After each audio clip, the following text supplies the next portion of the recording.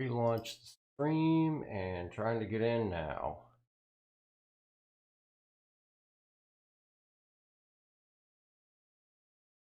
What up?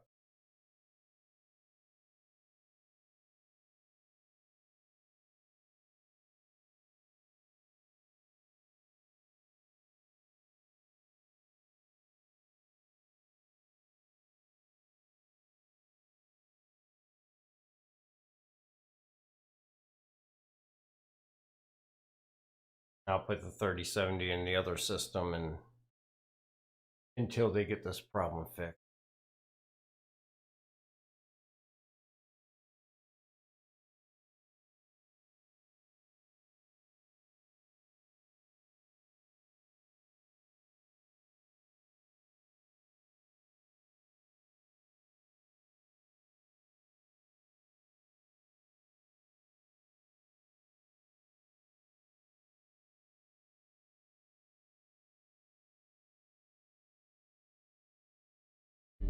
There we go. Now I guess.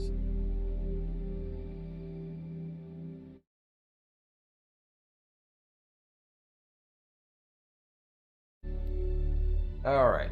Let me see if I can join up on H3.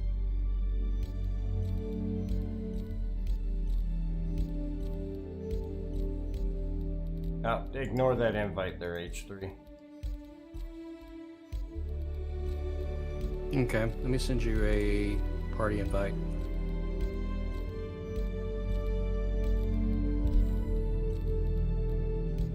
There we go, loading in now. All right. Our leader again. Thank you. Sorry for the interruption, guys. Hopefully, this should help. At least for now, until they fix this 70.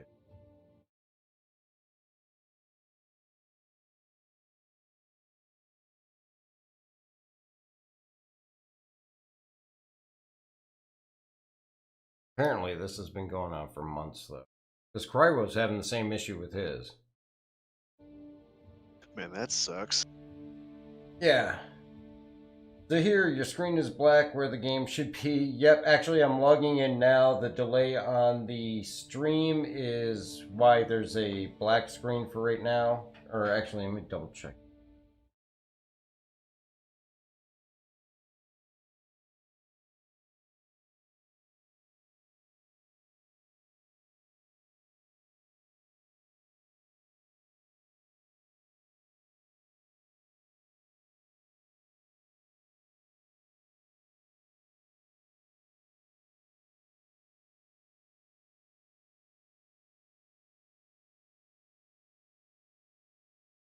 Okay, why is that?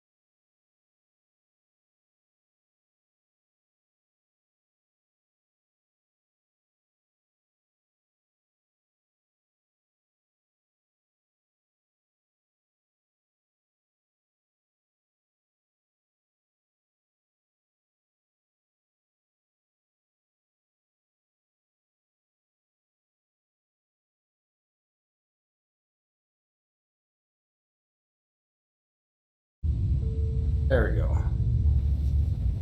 Oh, it spawned me back into my ship. So why is it not grabbing our citizen?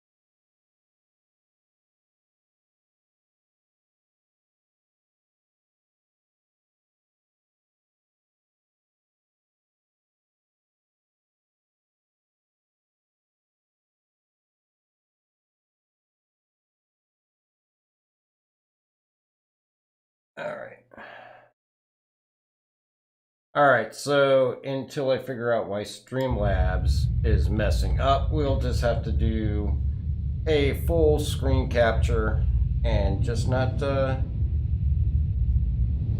exit out.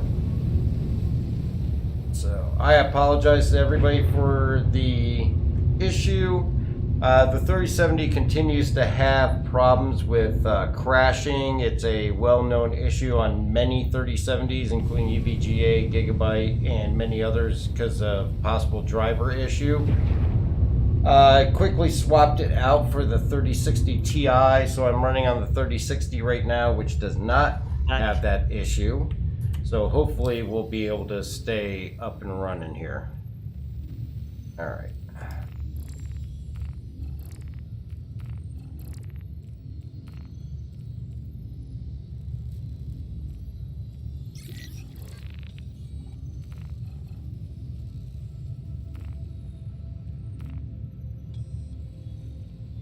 Doc, do you want someone on the as a turret?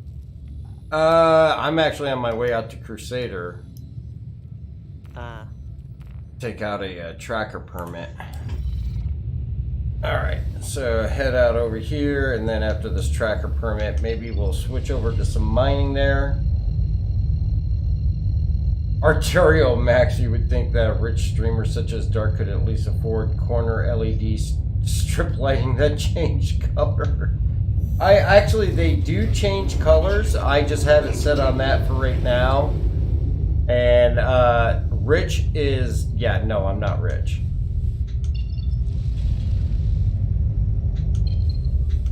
And believe me, I am not in this for the money, because everything I bring in goes right towards paying for the giveaways. Which, as a reminder, don't forget we are doing the 2,000 subscriber giveaway. Once we hit 2,000, we will definitely be giving away a Terrapin or something in equivalent pricing. I am still working on obtaining a Terrapin since they are closed for sales right now. But we will be giving that out as we hit that 2,000 subscriber mark. So if you haven't subscribed, subscribe, get your entries in for that. It's open to Twitch and also YouTube followers and subscribers. Just subscribe, leave a comment on any video on the YouTube page, or follow on Twitch and get your entries in. And as soon as we hit that 2,000 mark, we'll be giving away that ship. Max, it's set to Bailey Blue. Actually, it's one of the better ones that I found. And actually, I got them linked to my phone, so...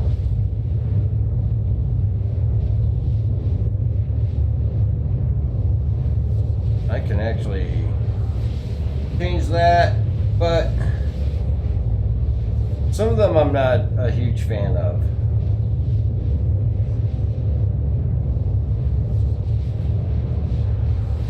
But if you guys want more color, we'll give it some more color here.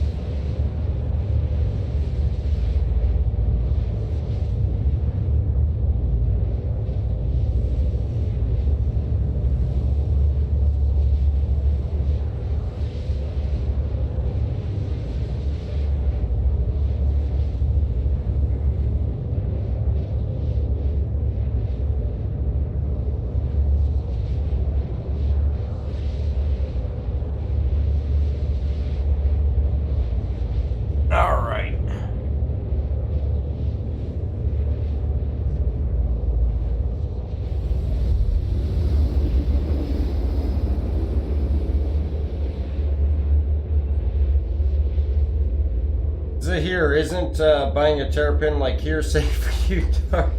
Oh, heresy for me, Dark? Yeah, I'm against it, but Junkhead recommended it, and I took his recommendation as a joke.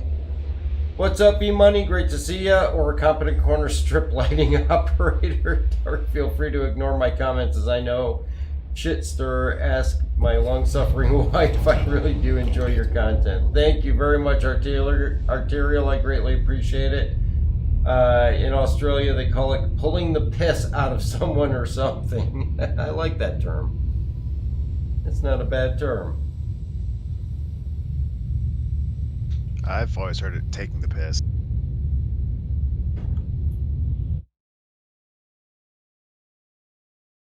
Let's see.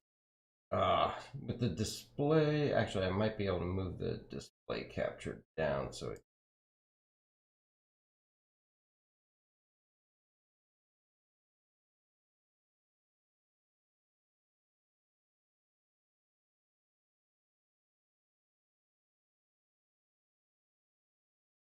There we go. Now we got it. Should have it. There it is. All right. There we go. So now we got all the information back up there again. And of course, I'm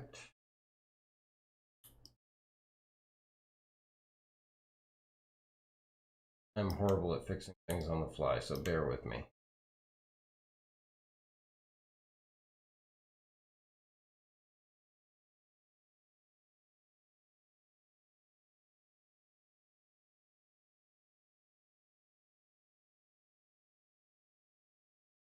There we go.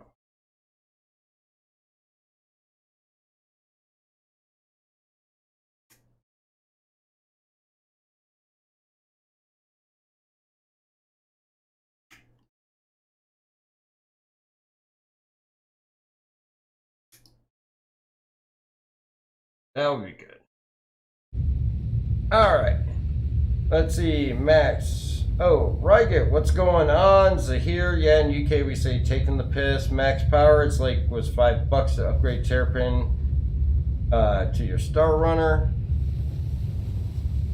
Oh, believe me, anytime I've ended up with a Terrapin because of a pack I bought or something like that, I immediately upgrade that ship to something else.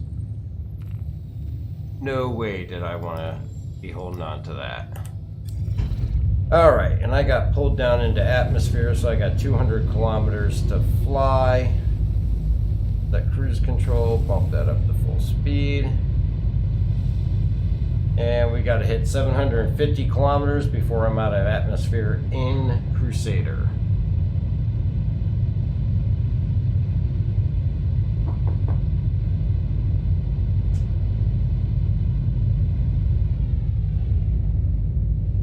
And with the 3070, I know that's definitely got to do with the drivers and all that, based on the crashes that other people I know that have it are getting, as well as Cryowo actually RMA'd his, and they sent him a new one, and it does the exact same thing. So if you have a 3070, definitely something that you can experience. It's not happening on all of them, but it is happening on a large majority of them.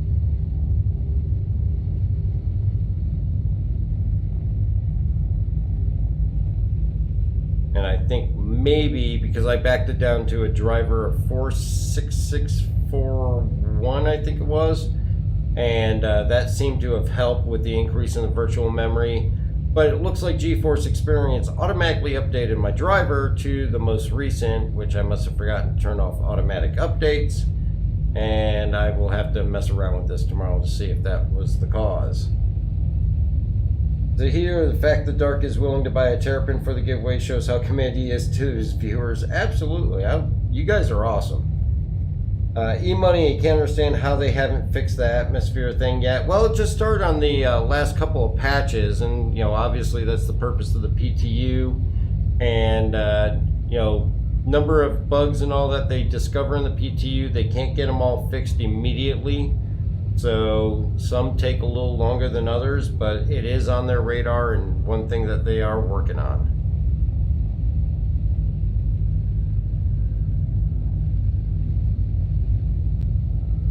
I didn't miss any announcements about Ninetales or anything, did I? Not that I've heard.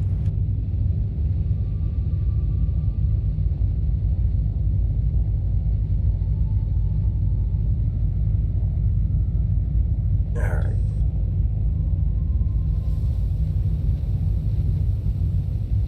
Oh, still got a red triangle.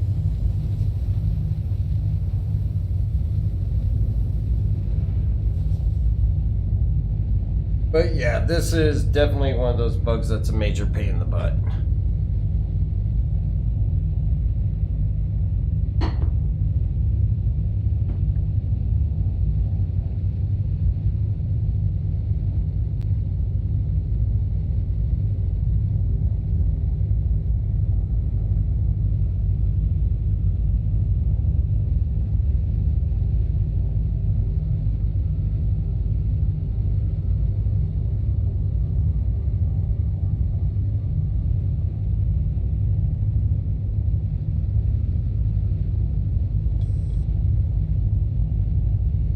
I think that's the fastest I've changed out a graphics card. I even had to pull out the sleeved extensions and rip those off so that I couldn't have the proper power plugs for the 3060. That was pretty quick. I can't say it was pretty, but it was quick.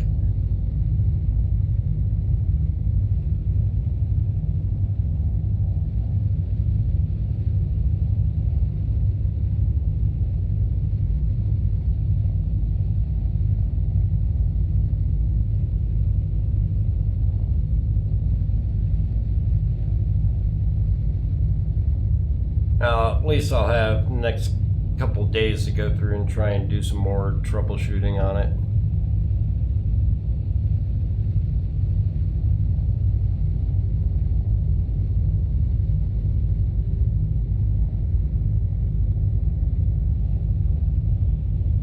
I mean, power is definitely not an issue. I got a 1,000-watt power supply in this thing.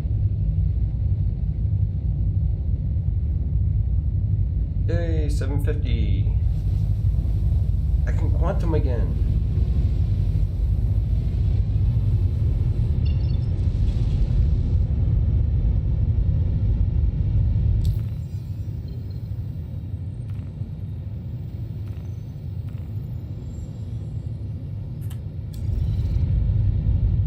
So here, yes, you do have an ammo count on the right.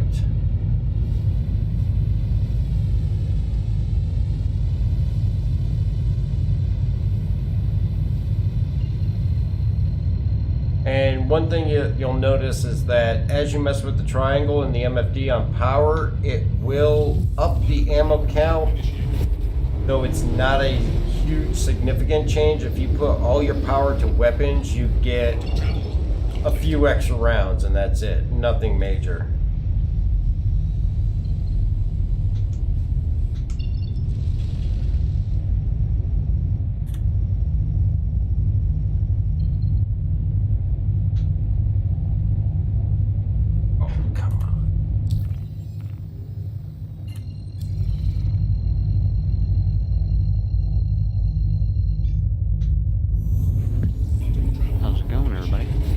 Not bad. What's going on? Not a whole lot. Sorry, it's been going.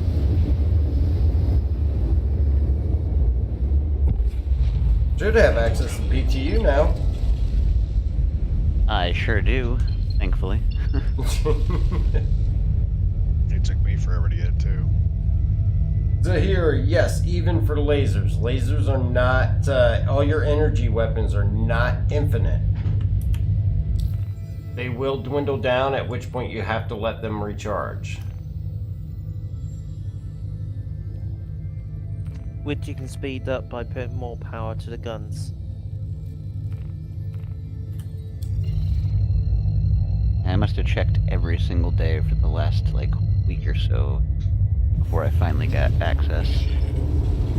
Oh, yeah.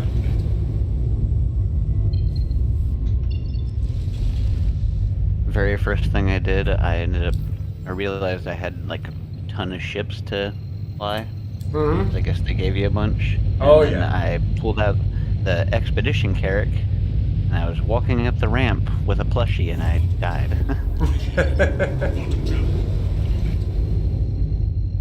The plushie is a mass murderer. That's for sure. Yeah, it was the large whale.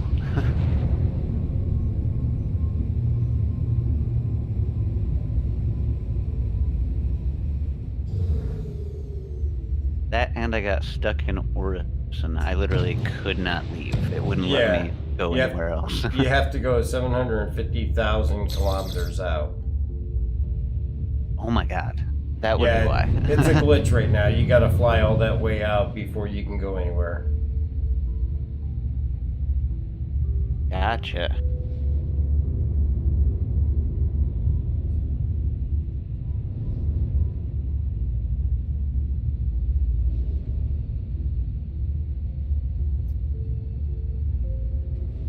Alright. Missile lock. Missile lock.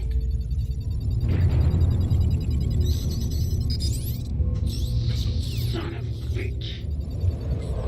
Shields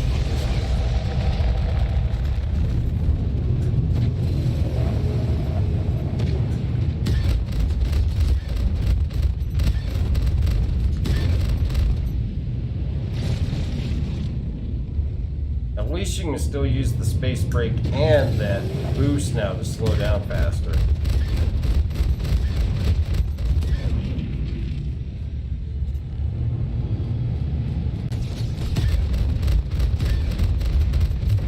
Alright, target is down. We got one more target here.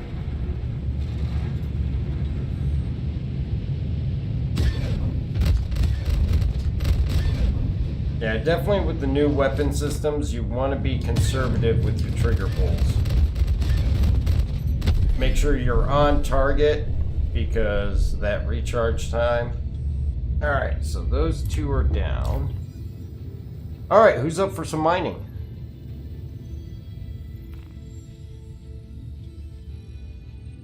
Or what are you guys all up to?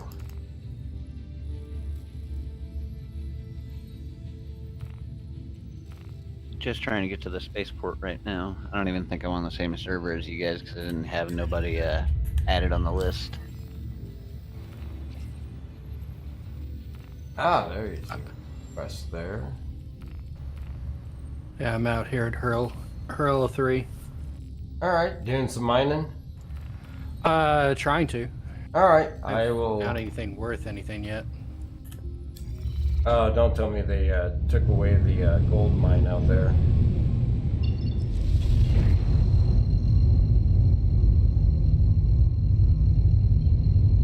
I will come join you though. Me, Big Bacon, forgot at work. Arterial. It'll be interesting to see if your scan has the same percentage bug that mine does. What's the bug that you're getting? It's not calculating percentages correctly. Was it saying higher than what you're actually finding in the rock? Somehow they ended up doing percent. I think they're actually doing mass. Mm-hmm. It's like 5,000%, 400% of this other item. Oh, jeez. The mining mode though still works correctly.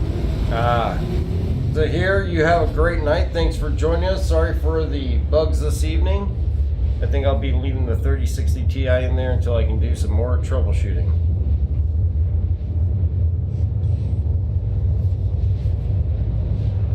Louis just popped up on Discord general chat. Midstream 3060 swap. Oh, he called it a casual 3060 swap midstream. Yeah, very, very casual. No biggie. No problem at all.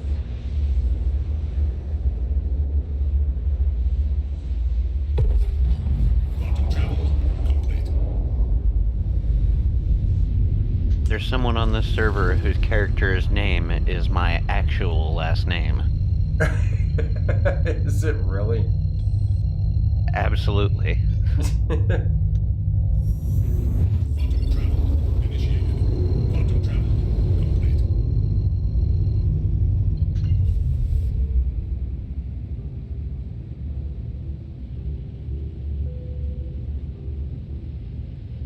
Alright, coming up on CRU01.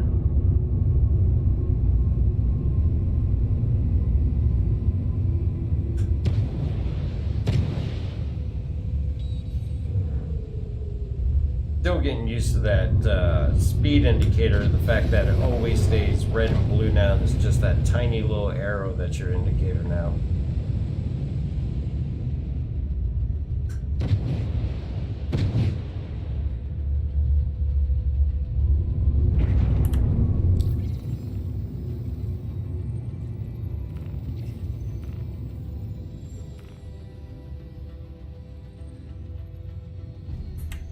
Please proceed to assigned landing bay. Alright.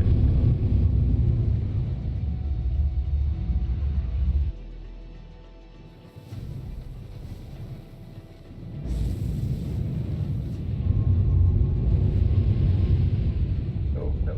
Too high, too high. Oh, this is gonna get ugly.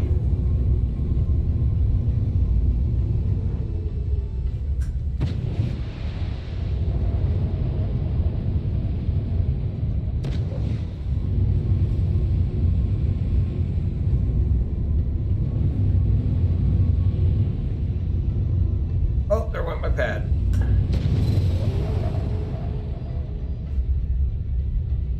Bring that one down.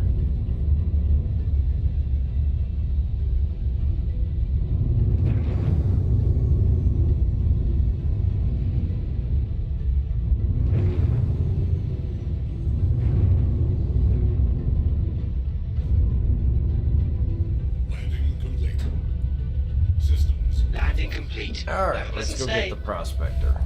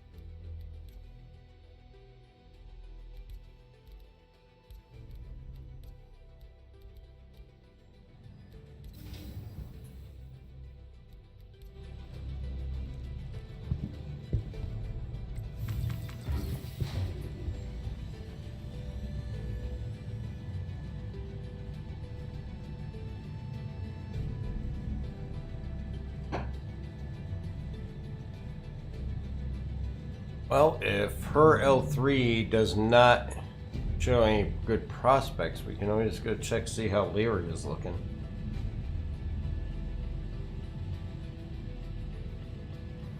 I'm good for that.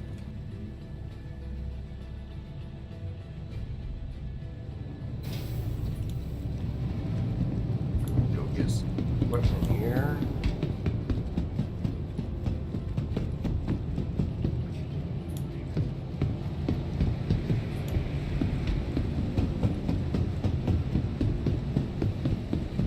Could also do the belt. Yeah, we could.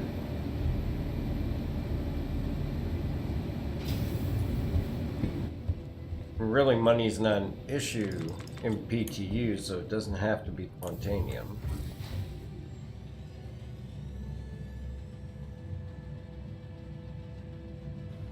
Yeah, I feel like we want a place that has a lot more rocks to choose from.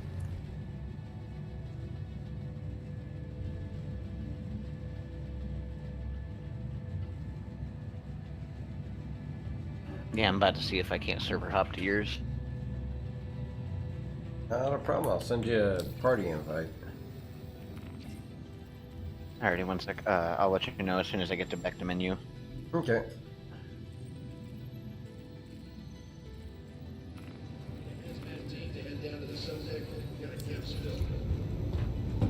Should see it there once you're at menus. Alrighty. Might head over to RKL1. Alright. The new Grey Cat armor certainly looks like they changed a bit. Oh, the ones that you can buy in game? Well, the ones that you can get or pre-purchase, they'll end up coming in eventually. We just got a few new items in. The ones that come with the Rock DS. Oh, yeah.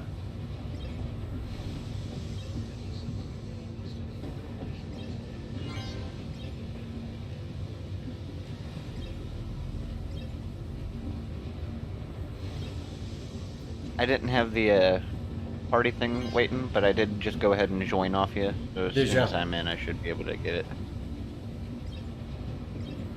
Right, I'm gonna come off because I've got to go shopping quite early in the morning, so I'll see you later. Alright, take it easy, Evany. Have a good night. Have a good one. Yep, hopefully see you on Wednesday. Will do.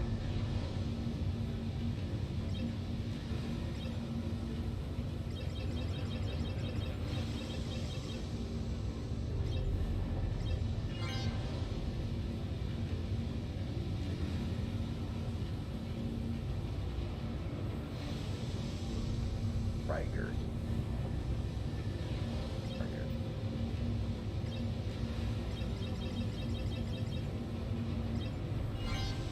So the only thing I'm missing here is the Surge, but I think they sell that at PO.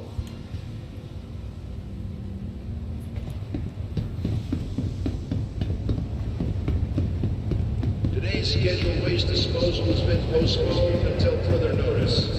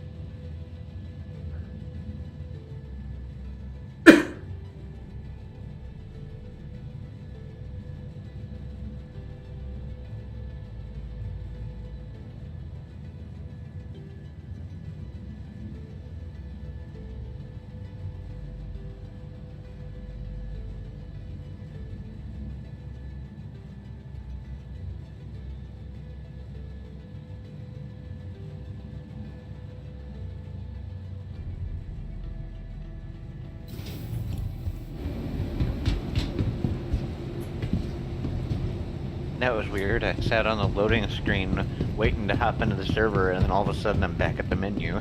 You got the 30,009 error. Didn't even have an error pop up. It just It back flashes to so menu. quick you can barely even see it. ah. Exit out, close your launcher, and try to come back in.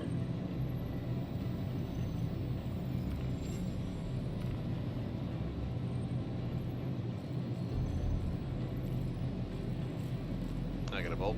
I will catch you guys later, though. Alright, Spectre, take it easy, man. Absolutely, good you one. guys too.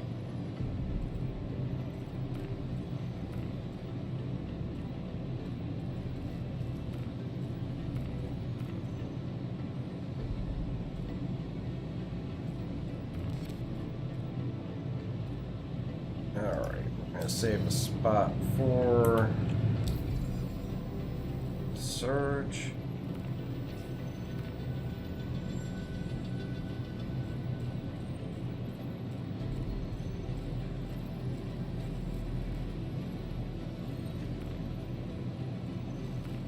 Oh yeah, I do have my paint.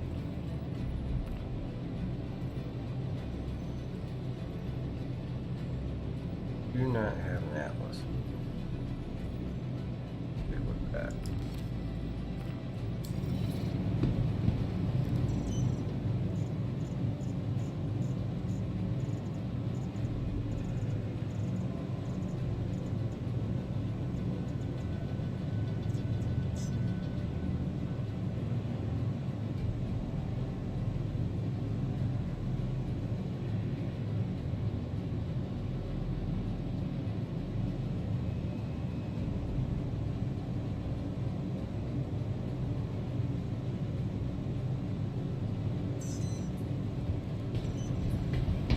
it is continuing to do that, so I'm gonna try one more time. Alright. I may even try resetting altogether. Well, the reset's not going to take care of it. It's a known issue that they're having, and typically, what has happened is you end up having to select the server manually, like US. Don't select best, you select like US. You won't be able to join on us. You'll have to go into another server and then get into there. Now, if you can get out of there afterwards and then try to get on us, you might, but you may not be able to join on us unless we back out and pick you up, which is just me and H3 right now. And if he's on his way to Arc L1, once he gets there, we can back out and pick you up and then just go into a designated server. Yeah, it'd be no problem. Alrighty, it's up to you guys. Yeah, because I'm heading over to PO right now, and he's got a trip out to Arc L1 from there, so we'll probably get to the areas at the same time. And we can just come out and pick you up, and that'll launch us onto just a specific US server. Alrighty, yeah, I tried to make it on before everybody was on and everything. That way nobody had to, back out and wait for me or anything like that. But I've been working 2 jobs since I got out of that fireworks stand. Yeah. Not a problem.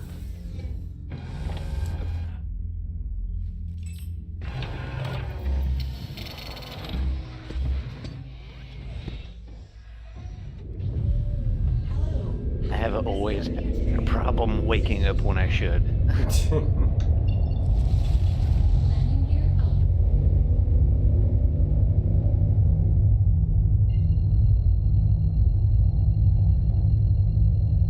Thank you, and please visit again.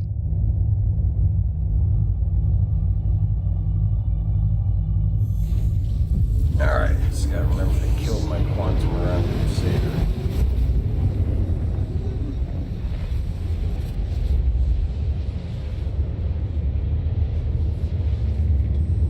And again, for everybody watching, there is that known bug that if you quantum over to Crusader, it's going to take you into the atmosphere and make you fly out to 750,000 kilometers or 750,000 meters.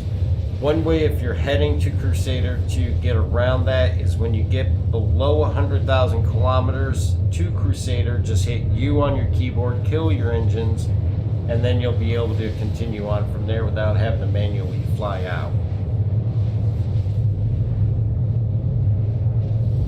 That is good to know because I literally flew for like 20-30 minutes the other day and made no progress. Yep.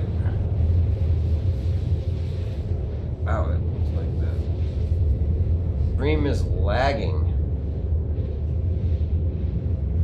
Is it?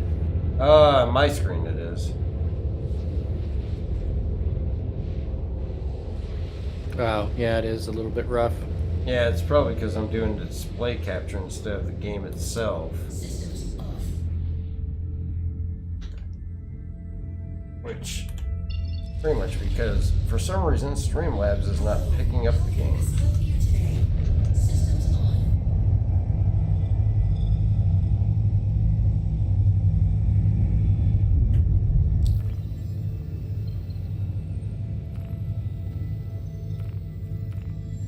There we go.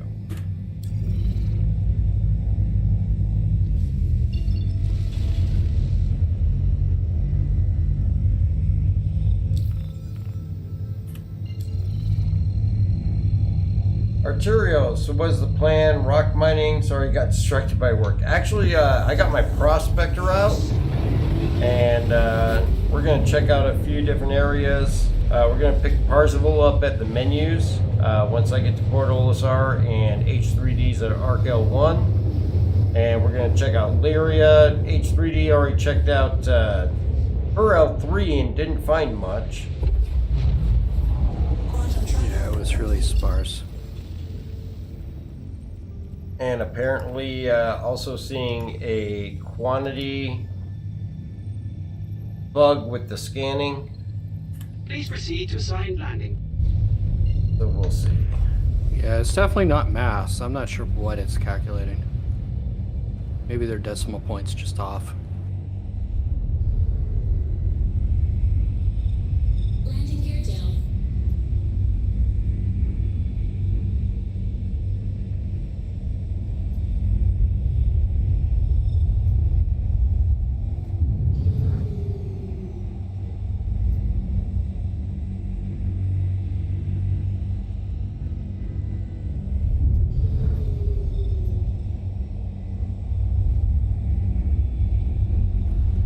rocks at Arcal 1 so far than back at Hurl L3.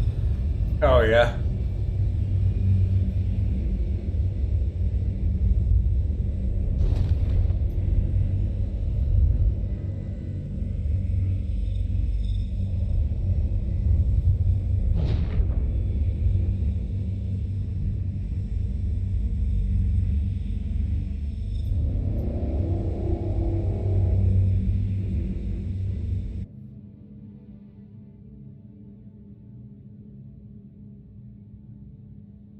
Alright, working on landing at the station.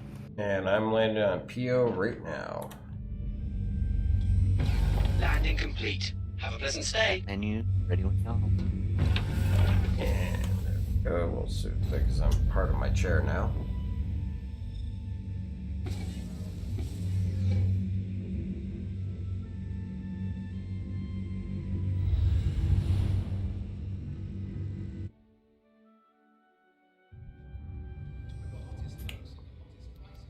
All right, exit menus.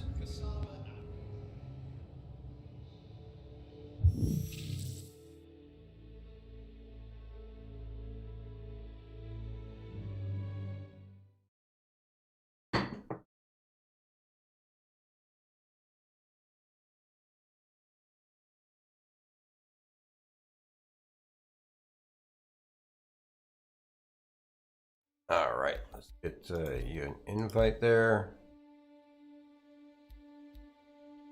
Got it. All right, and when you're ready, H3D, let me know when you're at menus and ready to launch. Yep, getting out of the ship and going to store it real quick. All right.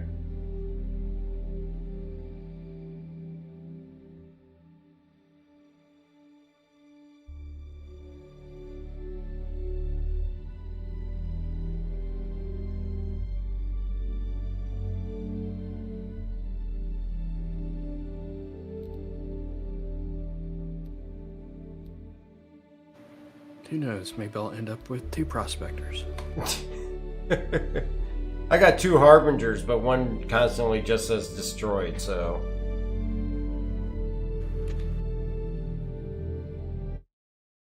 I'm up to like 500-600s now. Are ya? Yeah, it just keeps duplicating them.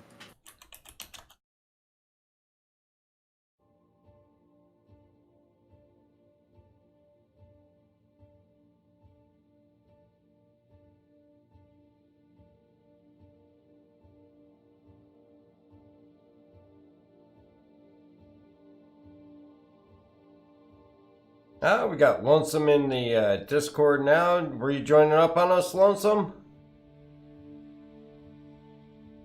Yes, I am. What's the plan going on? Just pulled prospectors and we're heading out to check out the mining. Location? I'm at Port Olisar. H3D's out at Arcal 1, and Parzival is probably going to be stuck on Orison. So we're going to go check out the belt, and Lyria out at ArcCorp. H3D checked out HURL 3, and it was not very prosperable. Just logging in now. I'll find more. Not a problem. Let's see, I don't think I got you on my friends list. What's your gamer tag? Are you PTU? PTU, yep. Okay, I can't even pronounce myself. Yosigi Yamato? Oh, okay, yeah, you are on my friends list. Alright, yeah, I show you in menus here. Invite sent. Rick, what's going on? Great to see you on the stream. PTU working or not?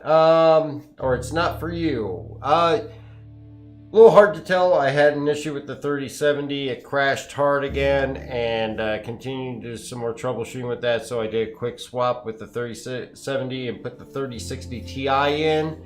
And so far gotten back in without issue. And we'll see how it goes. PTU itself has been working, though not a lot of mass activity on it. We had some voice messaging from the Ninetales event start, No Xeno threat tonight, but we're going to go check out the mining and see how that does.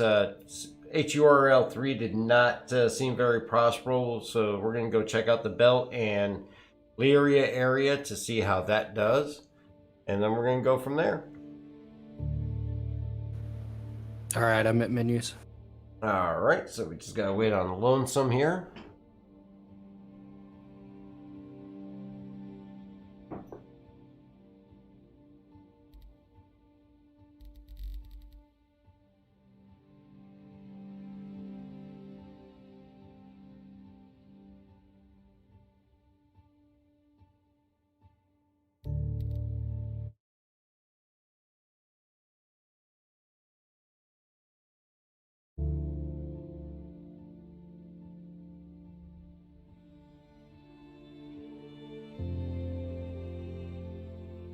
All right, while we're waiting on Lonesome there, thank you everybody for all your patience this evening with the issues that have occurred. Greatly appreciate and rejoining us.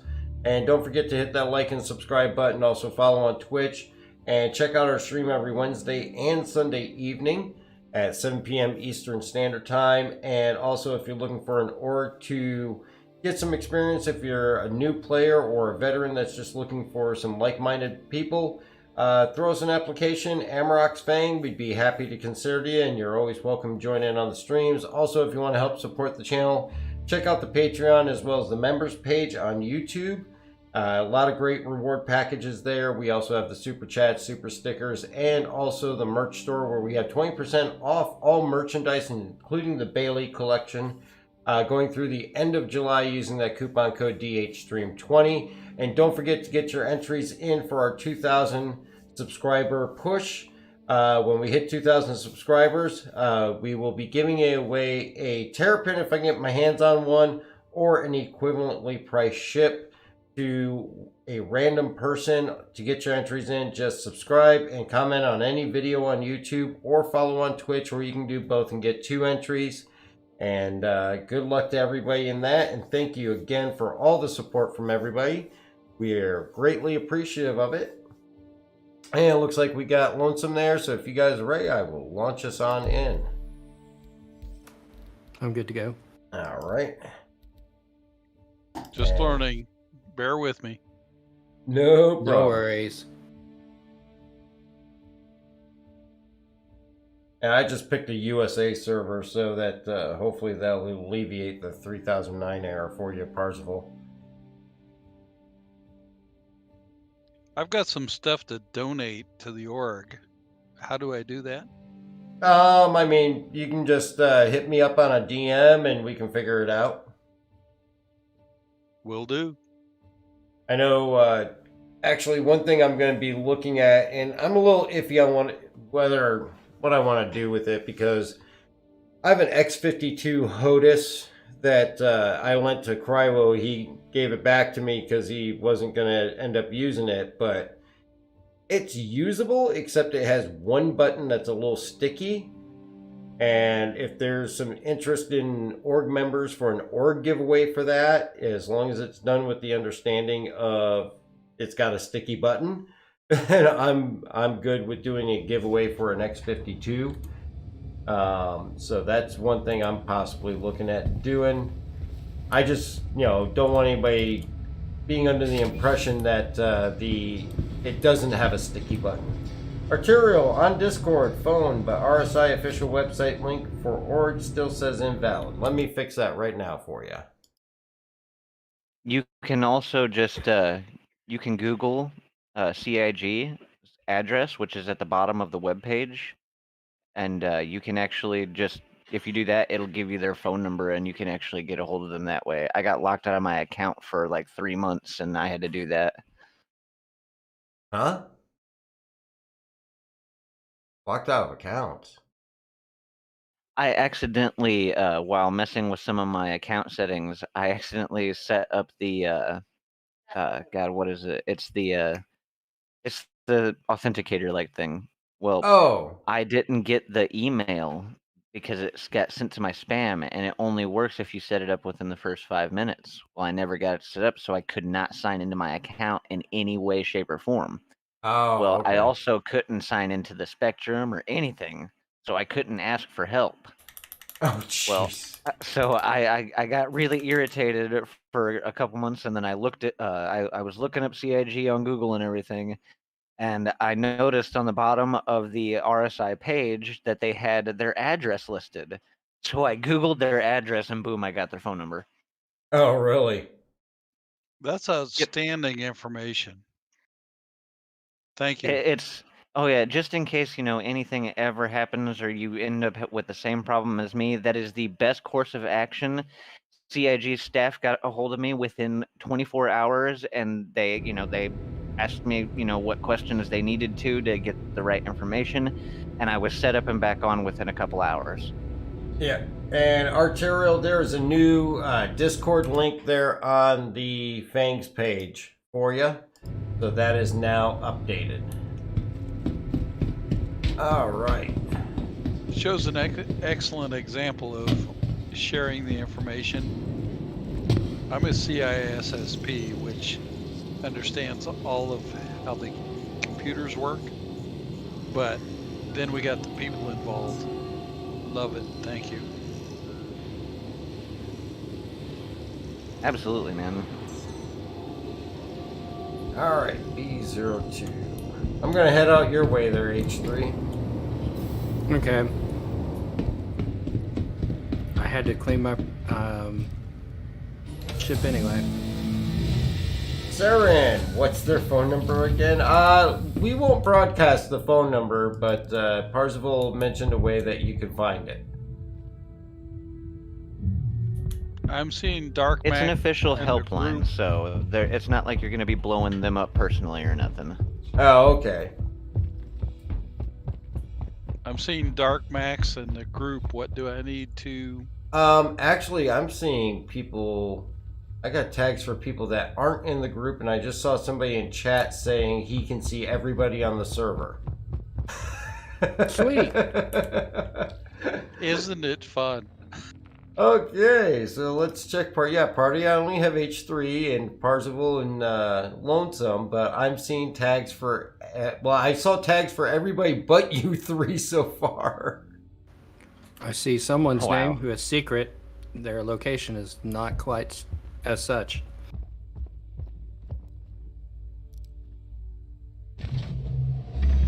Well, I think we found. Well, I don't know if this is a new glitch or what, but I can. Yeah, I can see Yeah, I everybody. see the secret person as well. It's interesting is I don't have any. Yes, other I do oh, too. There they are. That's weird. Dark, you're running, telling me what to do. Well, we're heading out to Arkel 1. We're going to check out there and probably the Aaron Halo here. What vehicle? I'm in a Prospector. I think H3D is as well. Yep. I'll grab one. I gotta go get some more components. Yeah, I picked up components on CRUL 1. Oh, you know what? Damn it. I forgot to get the surge here while I was at Port Olisar. That was the whole reason to cut over to Olisar. Alright, give me a landing pad again. Thank you. And please I'm leaving Lorville now. Alright. Saren, haven't even installed the game yet. Oh, definitely, if you decide to get into the game, don't forget to use that referral code on the bottom right corner there. Get yourself an extra 5,000 AUEC when you start. And right now, PTU for the testing of 314 is open to everybody.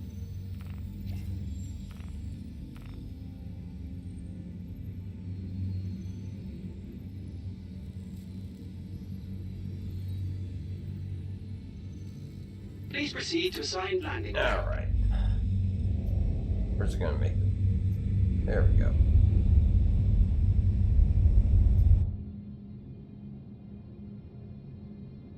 Yeah, Dark, I think the reason why that official help number isn't actually on any of the sites is because I think they want that to basically be a last, Last like resort. ditch effort, absolute emergency, like you have no other way to get help.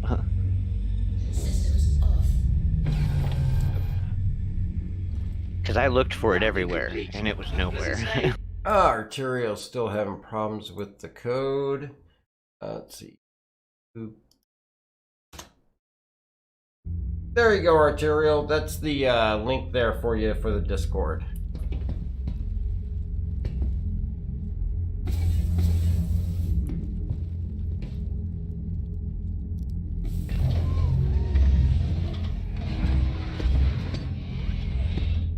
Now I'll just have to update the page a little later, because usually once I put it in the chat on YouTube, for some reason it kills the link on the Discord. Kills the link on the RSI page. Is it a one-use code? No, I have it set for no limit and never expire, but it always seems to expire. That's just funny. Discord's finicky sometimes.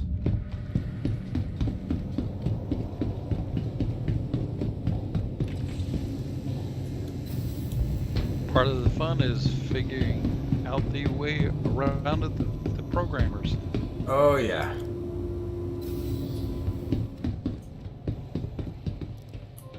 Let's see if we can get our surge.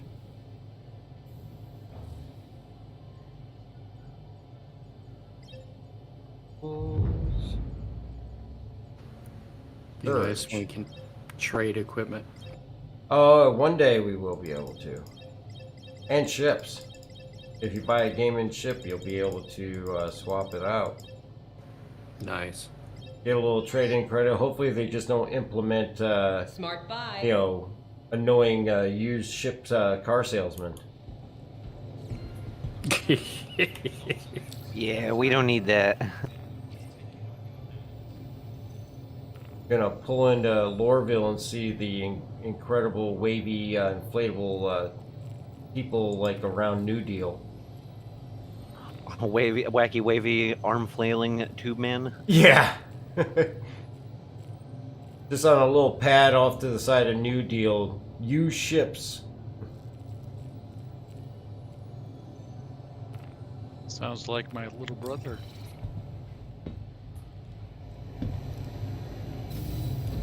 Never buy a car from him. Oh God. I used to sell cars. I hated it, and then I was like, you know, I'm just gonna go into service.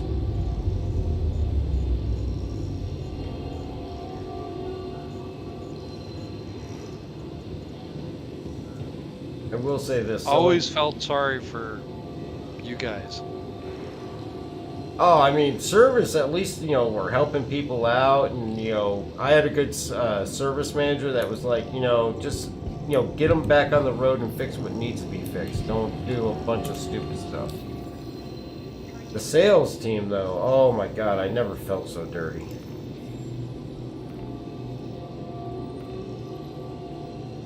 My little brother never. Your little brother never what? Never had your scruples.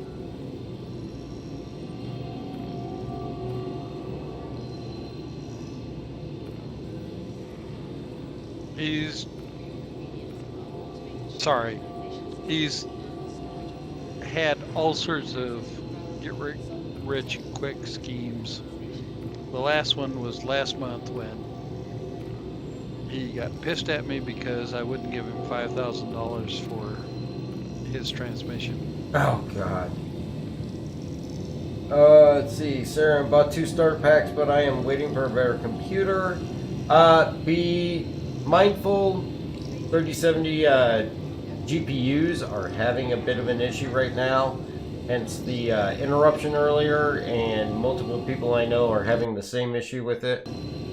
And I crashed the desktop. No. Now that's just a crash of the desktop. That's gonna happen no matter what. Arterial, I'm in and listening, so no naughty words, please. Sensitive ears.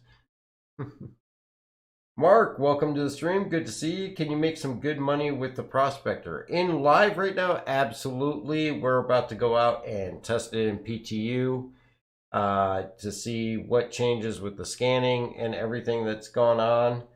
Let's see. Arterial, sorry, Dark, forgot to ask what you do to earn a crust. Earn a crust? Like a pizza crust? I will have to ask you to expand on that, please. Bad Intent, what's going on? How's it going? It's been a eventful night as far as computer malfunctions. PTU crashed the desktops and everything else, but we're going to be checking out mining here in a moment. Cannot get into Prospector Cockpit. You have to be patient Mm-hmm. and try, Thanks, I'll work try again. Will do.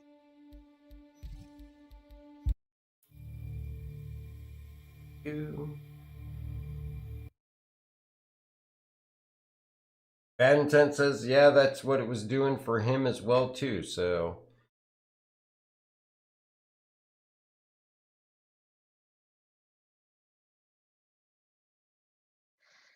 I'm in good company.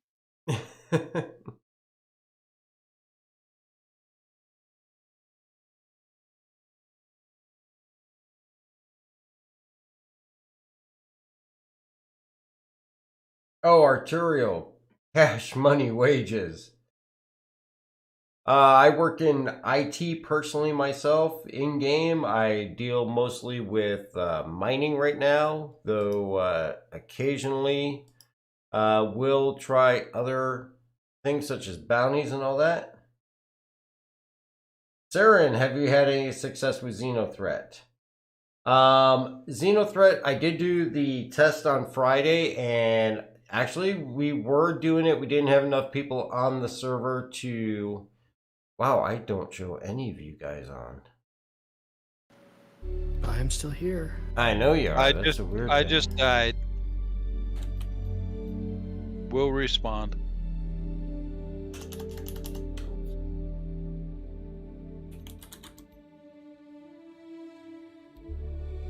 Wow, cannot even respawn. I'm gonna have to come back into this system.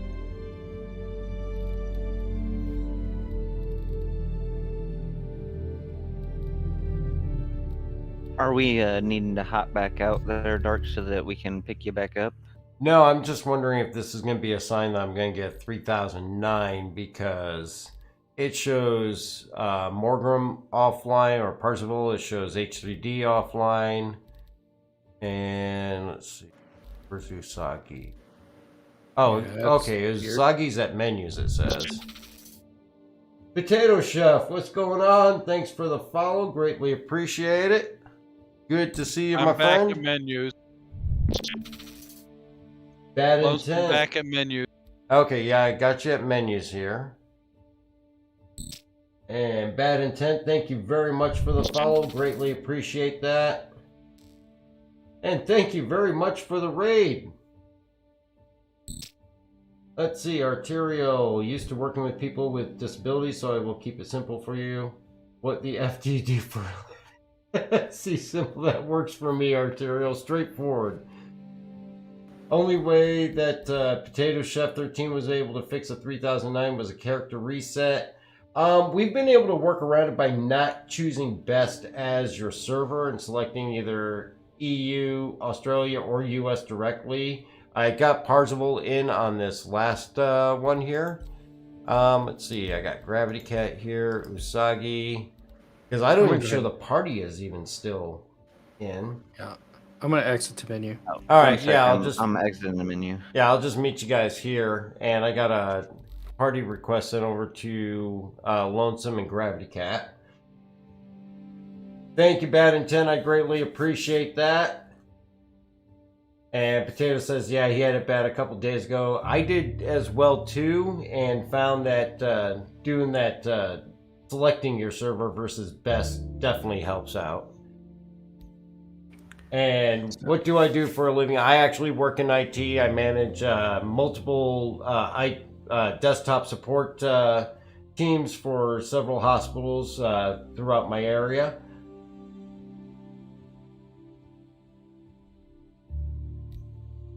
And there's H3. Yeah, see, now you guys are popping in when you hit menus. That's weird. I just left your party to join your party. I just exited the menu, so.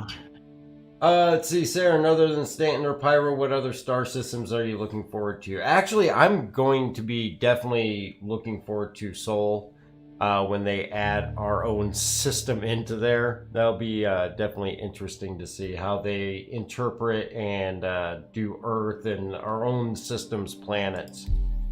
All right, you guys ready? Should be good. Fingers crossed. Here we go. It's working. Watch for that flash.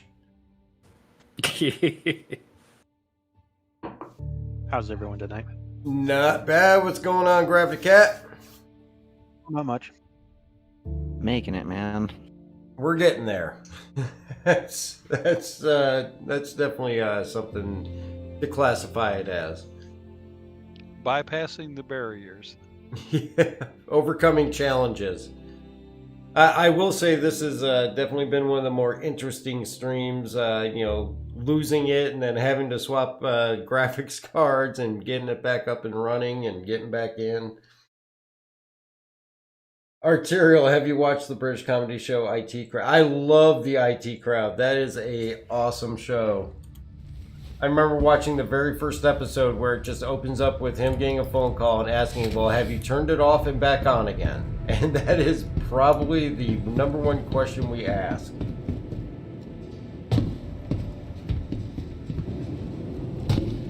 Dark, if I can ever help on a private channel, I'm CISSP and HIPAA and high tech and a few other certifications. Ah, thank you.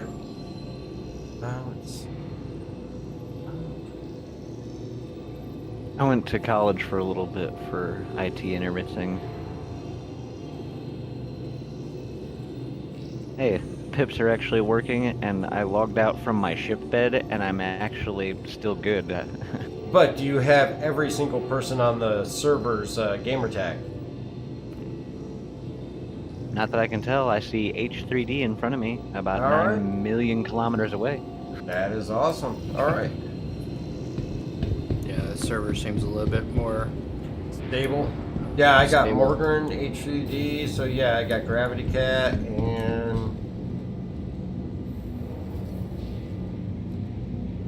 oh, there's Usagi. Yep, I got you guys all there. This is the first time I've logged out from my ship bed and actually been able to come back in right where I was at and have no problems. Hey, 1 out of 10 ain't bad for when it works. I have Well, I mean- never been able to log out of ship bed and come back. That's what I'm saying, man. Progress. It's showing. And Arterial, based on IT support for a small company, yeah, it definitely is, and I will say it's definitely one of the British comedies out there that I've laughed immensely at.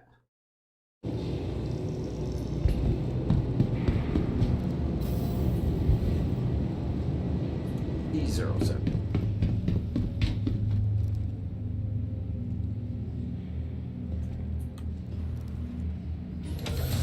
I miss getting to watch the British comedy shows. I gotta say, Moss is hilarious in the IT Crowd.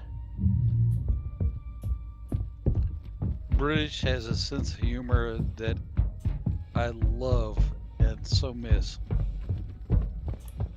Well, my family, my mom, my grandmother, and all that came straight over from Scotland, so... See, that's cool. I'm Mackay clan, and wife is British, Royal Stewart. Ah. Campbell, McNeilage, and Morrison. Oh, wow. You're some of the founders. I don't know about that, but... At Well, least that's what my mom told me our clans were. Yeah, but they're some of the founding clans, especially when they moved to the U.S. Oh yeah, my family came over here. My mom was 6, and some went over to Canada, and half came here. Yeah, but the Morrisons are so prolific and incisive.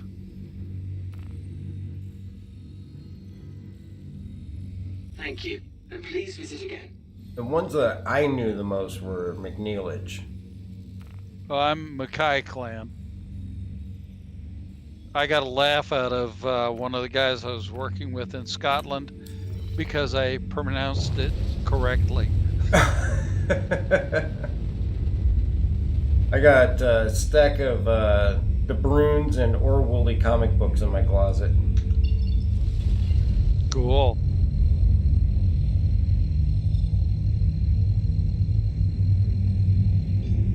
I still have British pounds. What's that? I still have British pounds. Oh, do you? My job was vulnerability assessments for the Boeing company throughout the world on IT. And also counterterrorism and a few other things like that. Oh, that's cool. So a lot of the three-letter agencies Yep. I work with, or used to. Retired now. Oh, yeah. Saren, is your first language talking to clients? Try plugging in your computer for IT. I've actually run into people that was the problem. That is completely possible and does happen. And yes, Delph, it is one of the best shows. You know, the funny thing is, I never even got into IT until, God, 7 years ago. Retired Coast Guard and then went into retail, running Bob's Discount Furniture Stores, and graduated to cars, and will never go back to that again. And then I just figured, you know what, I like fixing everybody's computers. I was like, I might as well just get certified in it so I could do that for a living. Oh wow, screen capture is very, very laggy. Yeah. You know, the fun I had was, one of my most fun ones was a guy I turned down for hiring. Mm-hmm. Had a doctorate degree in computer science, a top secret clearance, and 11 years experience. But the guy I hired had been a machinist, worked his way up to being executive support on their PCs, and could actually work with people. The reason I turned down the doctorate level was because they knew all the answers, and our job was to ask questions. Right. Vulnerability assessments. We didn't need the answers, we needed the questions. Yeah.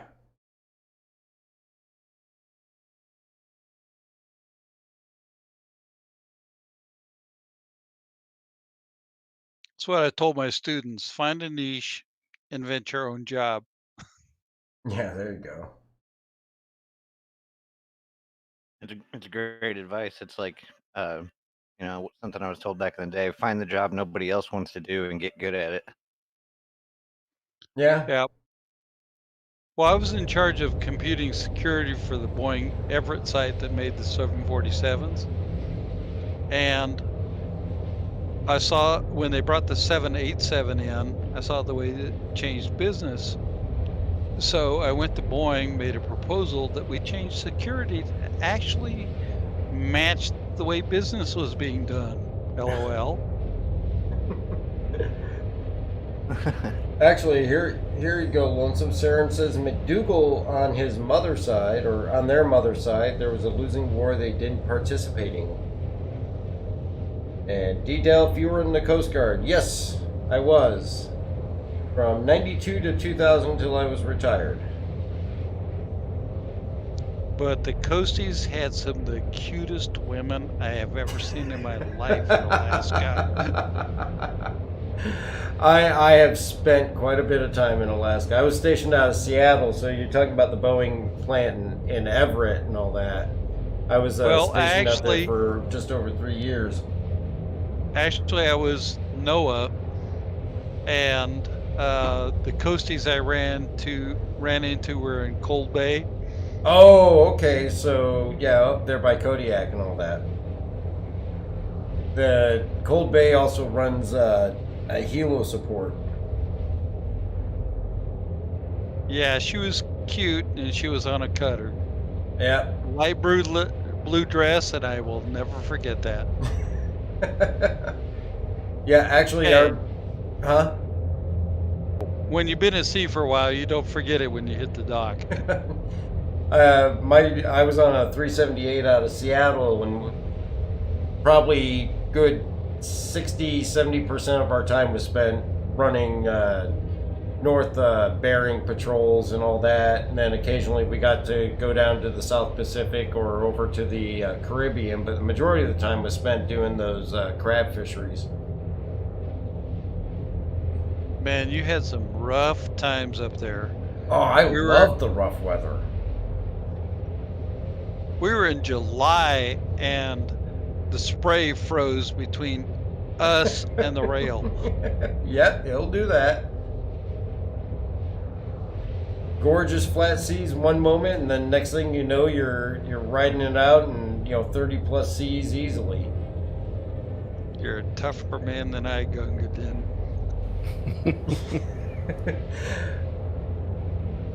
I remember my first day underway. My first ship was out Portsmouth, Virginia, and we did mostly Caribbean alien interdiction patrols. Back in '92, the big Haitian immigration and drug patrols down in the Caribbean, and all that. And I remember going around Hatteras, and they're like, "Oh yeah, it's gonna get rough around Hatteras," and at that time I thought that was rough until I got out there in the North Bering Sea and all that. That was nothing compared to the Bering. Well, our best one was the North Atlantic in November. 5 miles, and we missed our blue nose cards. And we were up 40 feet of catwalk off of a carrier. Oh, jeez. Yeah, I did a 270 out of Portsmouth, a 378 out of Seattle, then did an 82-foot patrol boat out of Montauk, Long Island. And then they told me I'd been on too many ships that I had to take a land station, so they gave me Coast Guard police for the Coast Guard Academy. And then they retired me because I came down with type 1 diabetes. Wow, you had an interesting career. Oh, I loved every minute of it. I wanted to be, shipbound as long as I could, and then they told me that I really needed to take a break, and I had to do one land station before I could go back on another boat. It's funny how opposites, because I wanted to go research and development at Light Attack. Mm-hmm. And they kept wanting me to send back to carriers. My last duty station was Yuma, Arizona, teaching pilots how to blow things up. That could be fun, though. Well, we got some stupid pilots. I remember. I was in the infantry, man. I understand. We got stupid guys everywhere. Oh, I mean, I'm not saying anybody in the Coast Guard was the smartest person under the sun, because we definitely pulled some stupid antics. But I used to love doing just the gun drills and all that, watching the Sea Whiz go off on the back of the 378 or the 76 millimeter cannon on the bows. I was actually the misfire team, so they're like, here, it's your job to check the primer. Shove that in your face. Tell if it's been struck. If it hasn't, or if it has, just throw it overboard. Either way. So wait, if it's been struck and it goes off while it's in my hands, yeah, you're gonna die. Oh, okay, thanks. Didn't they make a movie called Suicide Squad about that? I don't know. Well, that. Oh no, I'm teasing. I'm joking. I loved it. That sounds though. like suicide to me.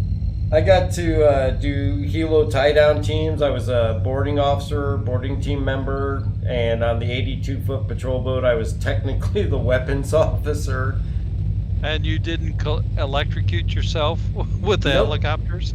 Nope, no electrocution. Got to go on a lot of, flights with them and all, which was fun. Well, yeah, my famous quote is that I've never jumped out of a helicopter with a parachute. I've never jumped out of an aircraft with a parachute. Hey, if you're landing in the water from a certain height, you're good to go. Well, what it was I was Navy, but wound up in this weird group. And so jumping out of helicopters with ropes was the way I did it. So my joke was that I never jumped out of an aircraft with a parachute. That is true. That is very, very true.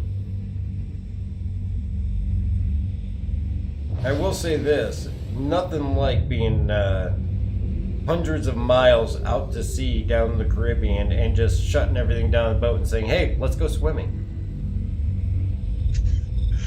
We actually made a joke of it on sea trials on the Nimitz. Oh, yeah? What was more dangerous? The Marine in the crow's nest shooting the sharks or the sharks? We were Navy, they were Marine.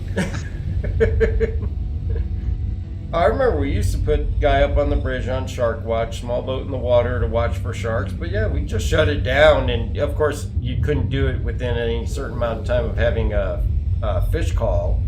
But yeah, we'd take a couple hours, just go swimming, jump off the bridge or, flight deck and into the water. And gorgeous freaking water down there. I mean, you could, with a mask, you could see barracuda hiding out in the shade of the boat and everything. And it was beautiful down there. Oh yeah, it's gorgeous.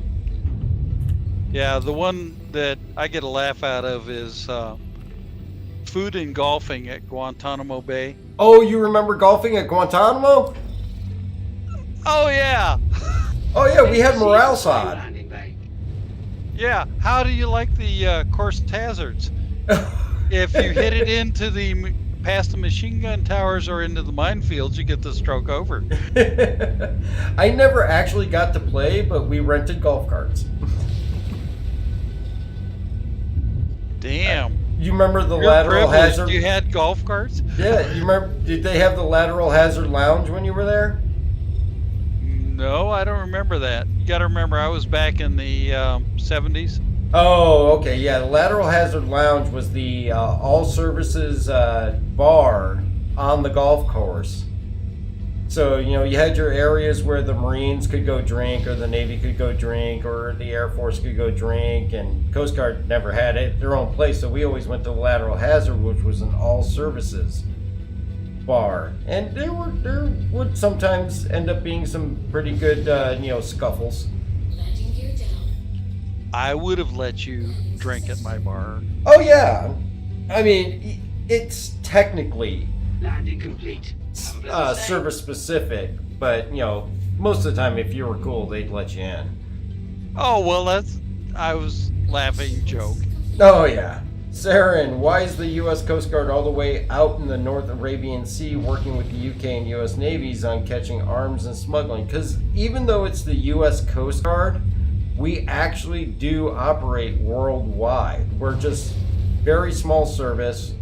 It also has a lot to do with the difference of what the Coast Guard operates under versus what the Navy and Army, Marines, and all that operate under. We can do law enforcement boardings in areas where they can't and it not be an act of war. There's lots of ins and outs. The Coast Guard does not work for the Department of Defense. Actually, right now it's under the Department of Homeland Security. When I was in, it was the Department of Treasury. What's going on, Two Trees? Good to see you. Well, the other fact you might want to look into is that the Coast Guard is actually better at it than the Navy is. as a former Navy person. Yeah, doing boardings, because we actually put, I believe they still do, when I was in, they have law enforcement detachment teams that go on board and are stationed on Navy ships, just so that they can perform boardings, law enforcement boardings, using Coast Guard personnel. I have personally experienced the Navy personnel. I would prefer the Coast Guard getting on other people's boats. Yeah. How's that for politically correct? That's pretty politically correct. I will say this: when you run into the drunk boaters, they don't like us going on board their boats. No, when you got somebody that's specialized and they're much better at it, get the fuck out of the way. Oh yeah, it's funny. Because out of Montauk, we would do just Long Island Sound patrols, in between the fisheries and all that for Block Island and out in the North Atlantic. And we would run into all kinds of just boating while intoxicated and all that. And it's like, well, and for us, it was easier. We would just, take them into custody, arrest them, and then transfer them over to the local PD on land so that we could go back out and patrol more. So the thing was, though, who's going to drive the boat in? Well, it'd be me. And they'd just be like, between motorboats, older boats, newer boats, boats with gears or not gears. And they'd just be like trying to sit there and tell you how to drive their boats. Like, you know what? I got this. Well, in basic concept, Oh, Coast yeah. Guard helps the people, Navy blows them out of the water. Pretty much, yeah. We used to ferry Marine and Army down to Guantanamo all the time, too. And funny thing would be... My condolences. Oh, it'd be funny because they come on board and, I got all the respect in the world for all services. And some of the times, like the Army and the Navy, the Army and the Marine guys would come on board and they just, go to their area, set their stuff up. But when they would have somebody new, like, more straight out of boot camp, who would be like, that chip on his shoulder, and it's like, oh, the Coast Guard, you guys don't do anything. It's like, all right, yeah, talk to me in about 12 hours when you're puking over the side of the ship. And they'd be like, oh, I never get sick. And it's like, And even their buddies would just be like, yeah, just go put your stuff away. And then, like, they're just sick, green the entire way down, all the way down to Guantanamo, and just be bedridden. It's like, Doc's got a silver bullet that can fix that for you. And he thinks it's a seasickness pill, which they've already given him all that. No, it's a suppository, buddy. Go see Doc. He'll fix you. Well, supporting exactly what you just said, I have 3.5 years ocean time, NOAA, military, Navy, and I get seasick for 3 days every time I go out of port. If I come back in for 1 day, I go out and I'm seasick for 3 days after that, with 3.5 years of ocean time. Really? We had people that I went through boot camp with that were chronic seasickness to where they actually got discharged because they couldn't even be on the pier.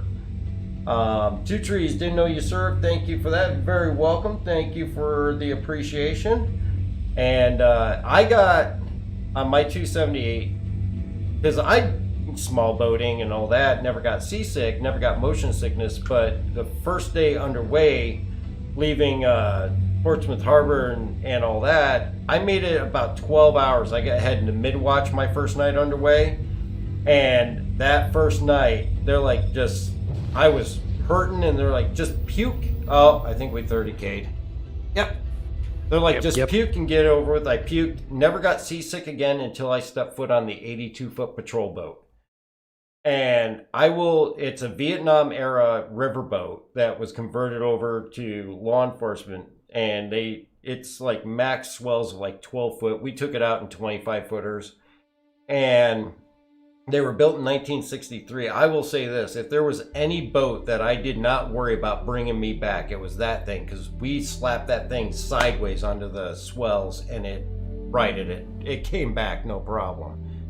Those Swift boats were really something. Oh, yeah. Oh, I think, bad token. Yep, so we got exit launcher. Yeah, and one that'll give you a laugh is one of my first assignments with NOAA Mm-hmm. was to go and work on the University of Washington 65-foot fishing boat. And it was working on Noah's Ark. Oh, jeez. Acoustical research container. Wow. It was a 65-footer. They knew I had 6 years Navy experience. They did not put the outriggers down. Oh, jeez. I didn't eat cantaloupe for 3 years after that. Oh, jeez. Zeusius, how's 314? 314's not too bad. Couple of bumps and bruises here. We just got off a third server with a 30K. Before that, a server that for some reason we saw every person on the server's gamer tag. So it's been kind of hit or miss. So let me know when you guys are back at menus and I'll launch us back in. You're back in menu. Everybody is. I'm ready. All right, launching us. Wait for Buck. Oh shit, Buck. Oh damn, where did Buck show up at? Sneaky. Oh, you're really low on the volume. We can't miss Buck. He's been teaching me a lot. Oh no, Buck's good people. I just had him. Well, I had to turn him up on Discord so I could hear him. Was that turn him up or tune him up? Turn him up because his volume's at LOL. 100, but I had to kick him up to 150. Zeusius, yeah, just a few issues, and I know that Live's been acting up. One of our org members or one of our YouTube viewers, I think it was Zahir, said that he got about 530Ks in one time this morning, just one after another. Buck, we can exit. Can you join up on us, or you want us to exit to pick you up? See if I can. Okay. Let us know if you can't. We'll exit out. Yeah, I'm just picking up module prospector. Yeah, I'm on Arc L1 now. I had just landed. But yeah, seasickness wise, I got on that 82-foot patrol boat and it was game over. In any real storm, it would be to the point where you basically weren't allowed to leave the skin of the ship. Luckily, there's ladders and all that to get up to the bridge and all that, all interior. And it would get to be days where it would be just open the door, throw up on the deck, let the sea wash it away. Oh. Yep. Everybody is standing around on station, not moving, so hopefully that means we've gotten onto a newer server. Got everybody's tags at least. Hey, you guys are completely.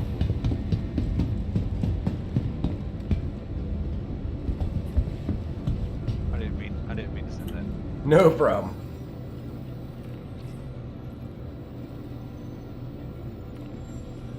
We can exit out if needed. Yeah. Since we just got in.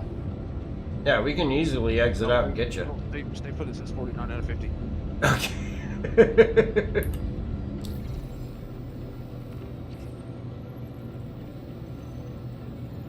This is where we play dramatic music. Will he get in? I think I got it. Right, keep your fingers crossed he doesn't get the 30,009. Hey, H3. There you are. Hey.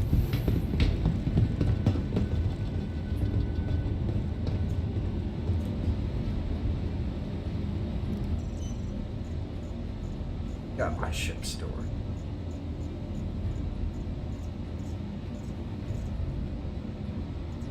What was the reason to finish my the Xeno threat tonight? What was the what? Did they say why they weren't doing Xeno threat tonight?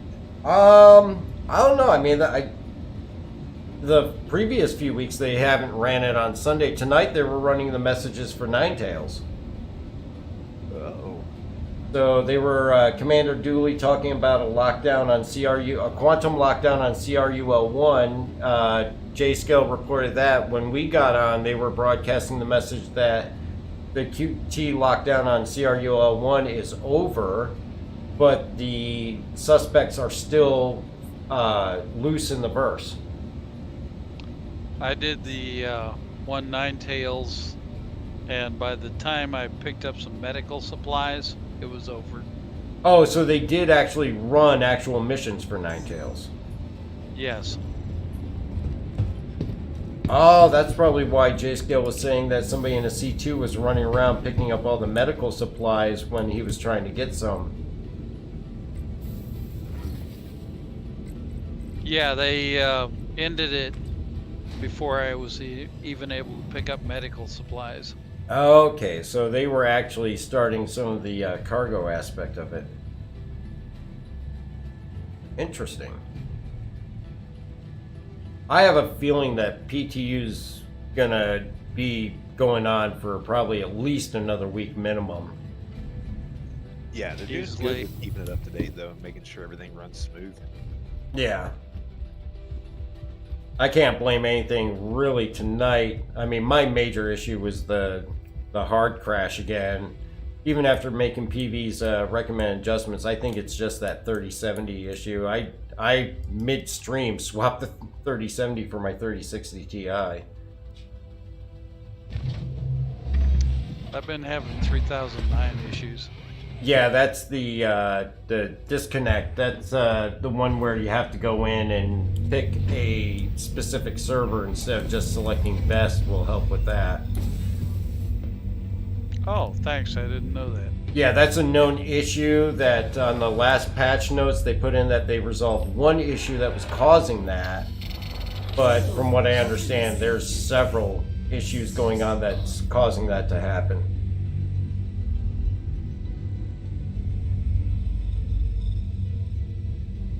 Two Trees likes to go fishing off the coast of North California, or North Carolina, sorry.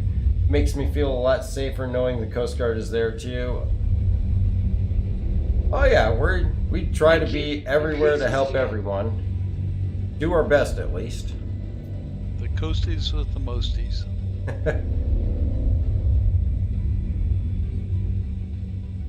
They're hard to find, but actually when I was in boot camp, they had a bumper sticker in the Cape May gift shop at graduation I wanted to get, but my mom was at the graduation with me, so I didn't want to get it in front of her, but it said, "Coasties do it in any weather." Love it. I've only found that on actual licensed Coast Guard material, like in one other place, and I eventually have to get around to finding it again. Saren was reading, Saren, I was reading about the Space Force was in talks with SpaceX about potentially purchasing a fleet of starships if they get the things to work in 5 to 10 years. Yeah, I mean, there's a lot of hypotheticals with that, obviously. During Cold War, each of the branches wanted their own nuclear stockpile. Wonder if eventually each branch will demand their own spacecrafts, including the Coast Guard. No, I don't think you'll see Coast Guard going off into space. Only if we have other planets that need their coasts protected. Yep. I'm getting the infinite load. Gotta remember, we got the Space Force now. Yeah, that's what he was talking about, and I think I just crashed the desktop. Alright, so Buck's got infinite load screen. Lonesome, you got 3009, right? No, actually, I'm just getting into my prospector. Oh, okay. Do you want me to drop? Buck's got infinite load screen, so he'll have to at least close out his launcher and launch back in. Yeah, let's see if he can join back in. Yeah. Infinite load. Okay. Buck is worth dropping. Yeah. For us. Dark, it did not stop. Not dropping him, Prospector. sorry. It did not do what with the prospector? Your prospector is still moving away. Yeah, because I just Yep. crashed to desktop. It's not a hard crash, so if I spawn back in, I'll be right back into my prospector most likely. As long as you don't hit a rock. Oh, my luck, I'll hit a rock. I'll probably fly right head first into that thing, and it'll be the pointiest part, so it makes sure to go through the cockpit and right through my chest. That is my luck. Prospector, big beautiful window, very easy target. Yeah. All right, so let's see here. Invite Buck to the party.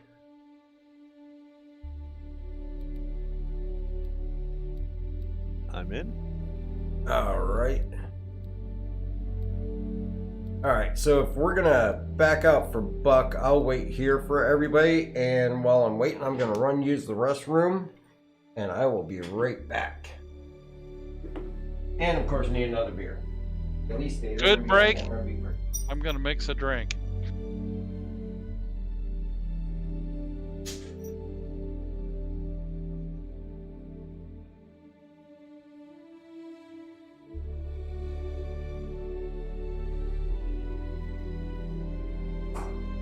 I'm still not used to the push to talk, so I end up sitting here talking to myself.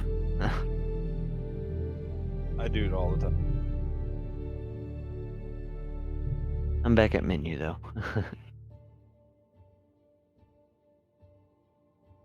Looks like we're waiting on Lonesome and H3. Oh, we going out again? Yeah. Yeah, Dark's Yep. already menu. Pick up Buck. All right, that we way can we land. can make sure we're all together. Let me go land.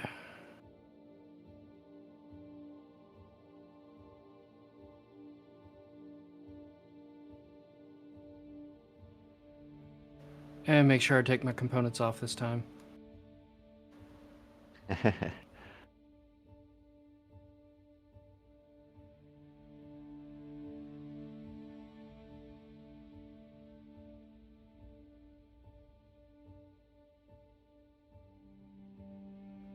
Been having a lot of fun playing Ghost Recon Breakpoint. It's a good game.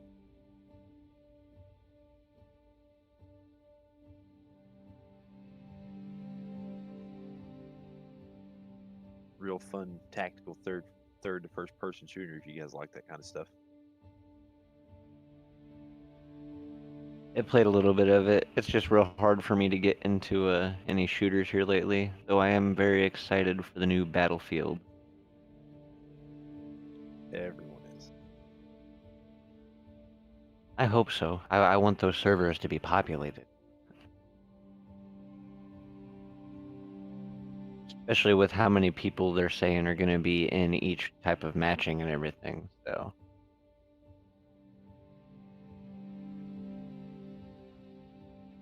Though I do find it a little odd, their newly announced game mode where you're literally going to be able to fight in a giant battle where people from World War II are going to be able to fight against modern day technology and, vice versa.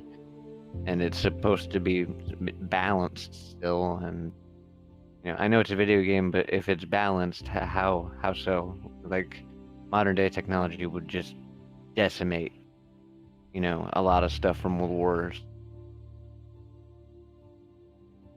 I actually have to disagree. The reason is because I was a weapons specialist and went through some courses.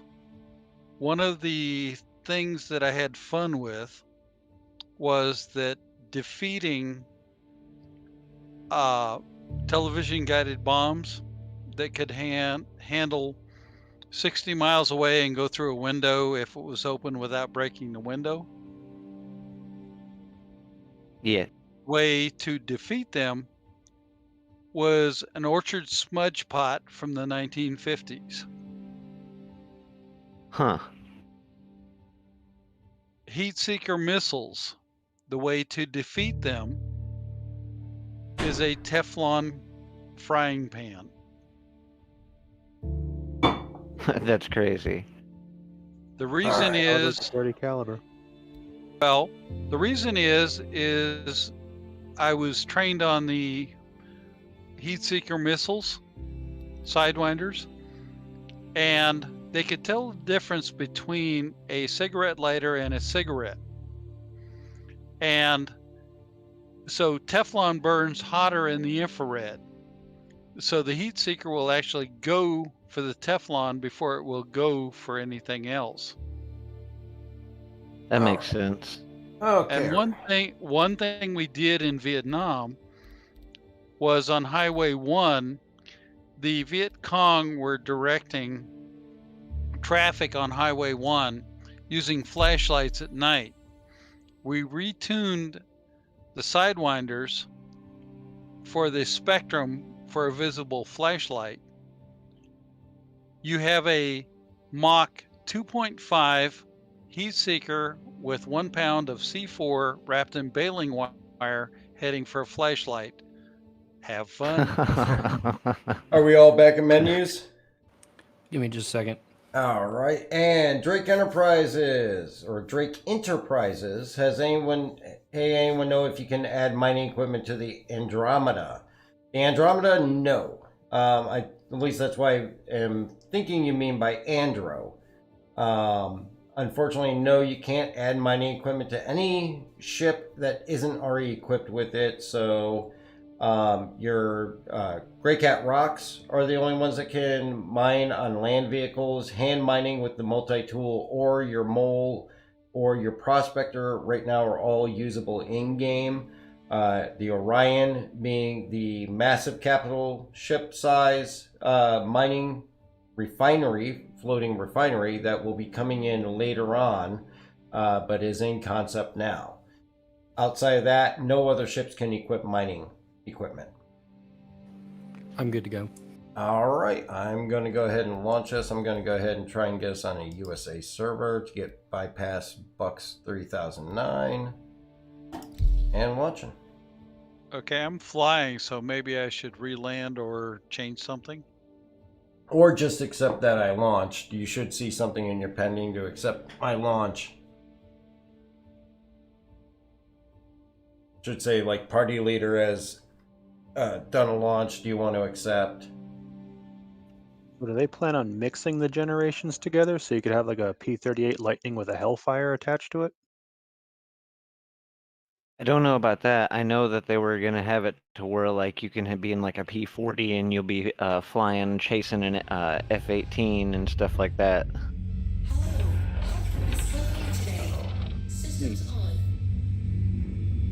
Like, don't get me wrong. I did say I thought it was odd, but I do like the idea. Like, Battlefield, they screwed up with a couple games ago, with, in my opinion, with a couple of other games. But I've always enjoyed their franchise.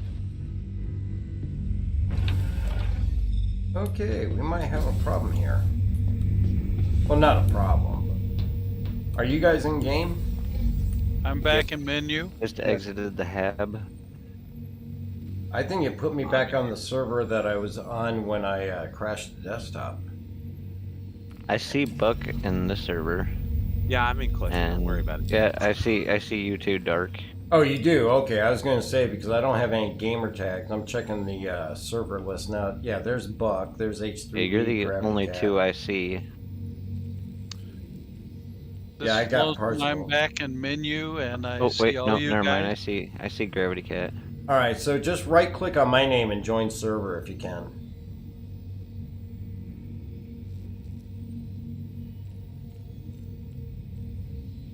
Because I show us only having 16 people on the server. That's never a good sign. It's probably a fresh server.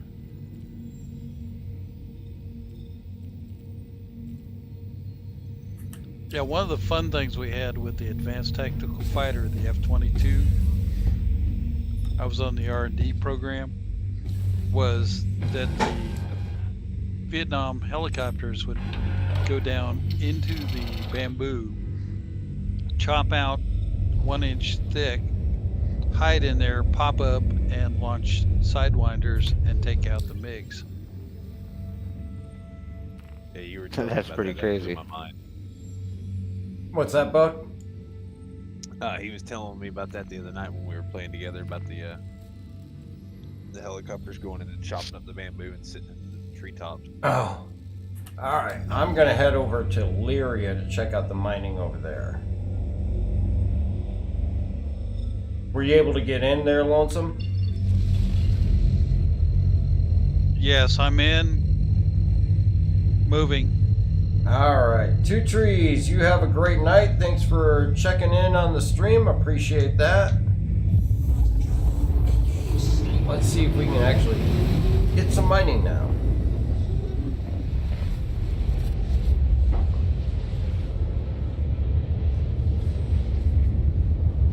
I'm going over to SPAL 12.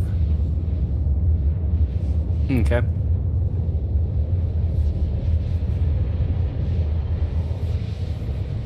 There's at least a good spot on 313 in live, so we'll see how it does here. Oh, you know what? I gotta check my keybind for active.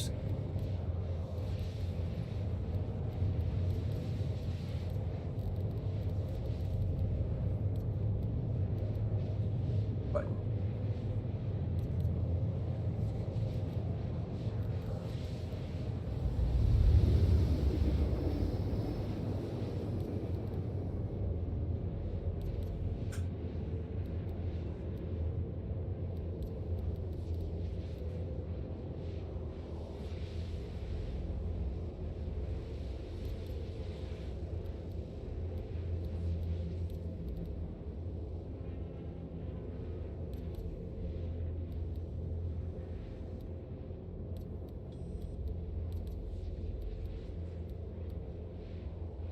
There we go. Alright, so it looks like I had to change my active scanning button because of the missile operator mode.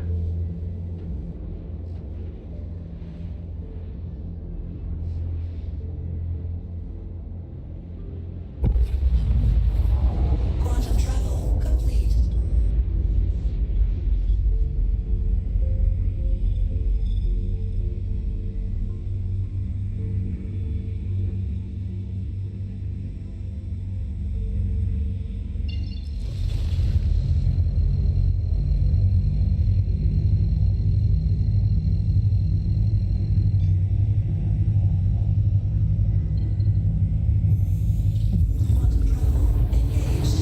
Buck, how'd you end up in Klesher? Oh, from the other night. Oh, from the Xeno? Yeah, I just never finished it. Ah. Yeah, the time I did Xeno on, well, you were on when I was doing Xeno on Friday, and I kept getting the freaking friendly fire. Yep, I kept shooting at you because of that. Thing that killed me is the second time I shot a Xeno and it gave it to me. Yeah, so we found out that you have to shoot them once they start moving. Like if they're sitting still, don't shoot them. Oh, Jesus. Yep. Yeah, if they have not activated yet, you will get a crime stat. Even though they're a red target. If you shoot at them, well, if you shoot at them right before they turn red and kill them, you're instant crime stat. Oh, Jesus. But yes, even if they're red already. They have to be moving. Have to be flying. Well, good to know that now, at least. Anybody else, whenever they get in their prospector tonight, have issues where they like climb straight through the floor? I climbed straight Yep. through the floor, but it didn't kill me or anything, at least. Well, no, I didn't die or nothing. Done But that. yeah, Yeah, because usually my prospector in 313 would kill me a few times. same.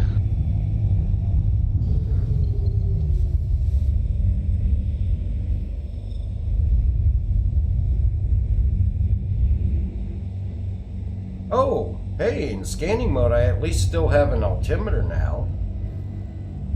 That's Yep. nice.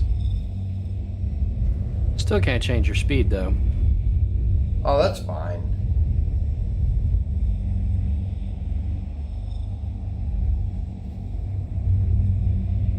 Four times I made it off.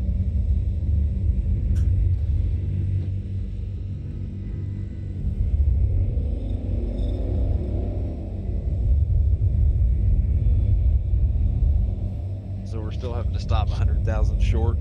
Yeah, you Crusader? still want to kill Yep. it 100,000 short. I found out if you do it too close, if you kill it too close to Crusader, then everything will show obstructed, and you just have to kill your route and go to a local OM. But if you do it right after 100,000, then you can pick Port Olisar, Yella, whatever your next point is, and have no problem.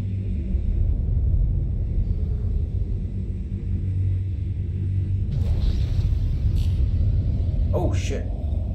Okay, I'm 1,000 meters above, but yet the ground is right below me. It's a good thing I didn't keep descending. So where are we heading for? I'm down on SPAL 12 on Lyra trying to learn the scanning stuff. Okay. Yeah, I'm headed that way now.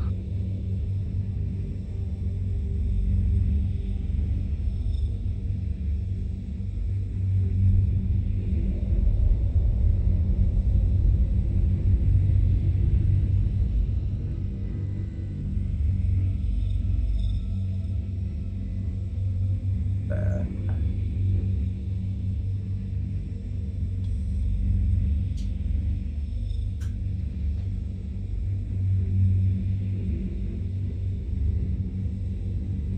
Well, these are definitely Quantanium rocks. Oh, there we go. There goes the cactus. Alright, 4,000 mass.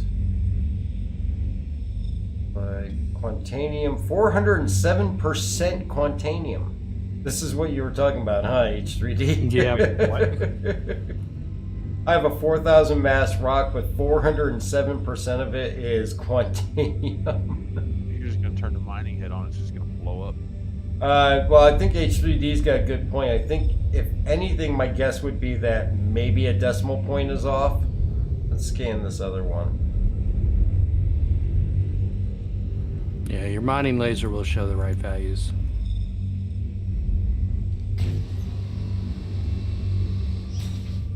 Mining mode on.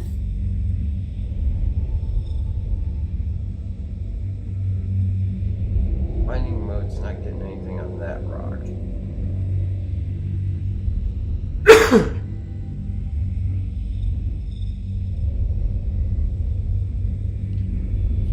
This is Lonesome. Drop quantum at what range? Just under 100,000. Yeah.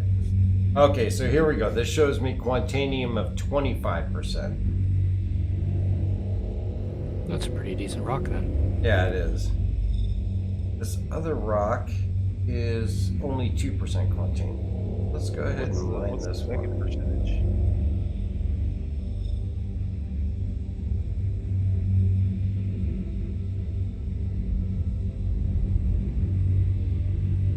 Oh, you know what? I better check to make sure my laser is still set the same. Watch out, you will get interdicted a bunch. I've just been interdicted twice coming from Hurston to Crusader. Oh, were ya?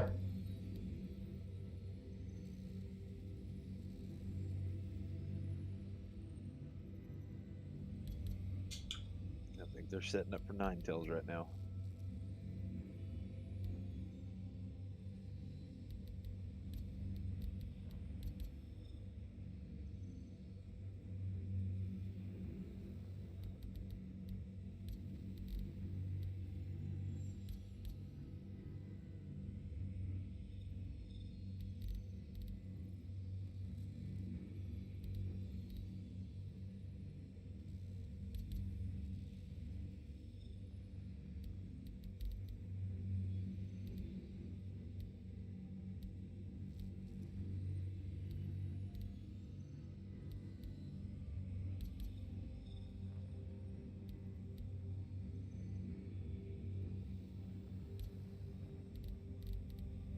Alright, I just showed up.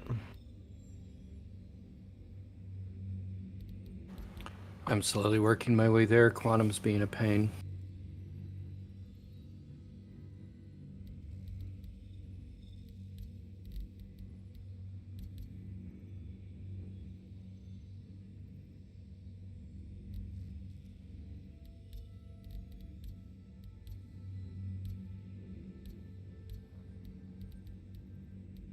Alright. Mark, 71. What moon are you on? I'm on Lyria right now. At SPAL 12, Shubin Processing Center. You gotta be careful if you come here because if you get too close to the processing center, it will give you a trespassing. Brandon, welcome to the stream. Good to see you. How different is the scanning? I had to reset my PTU character because I thought Orison wasn't going to be 6 FPS. Scanning has changed a little bit. I had remapped my active scanning because it was actually bound to a button that I'm using for my missile operator mode now. And that's about the biggest change that I've seen, other than just the way it looks. And also right now it is giving false information on the active scan as far as percentages, but your mining mode is giving you the correct information. All right, let's fire this thing up.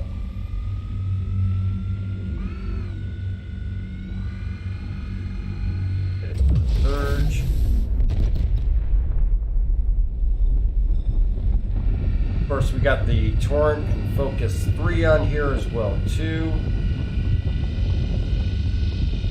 And a 25% rock and Quantanium.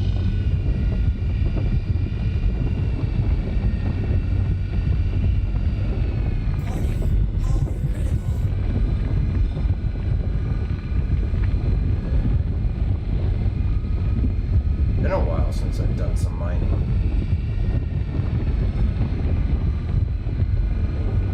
Just like riding a bike, though.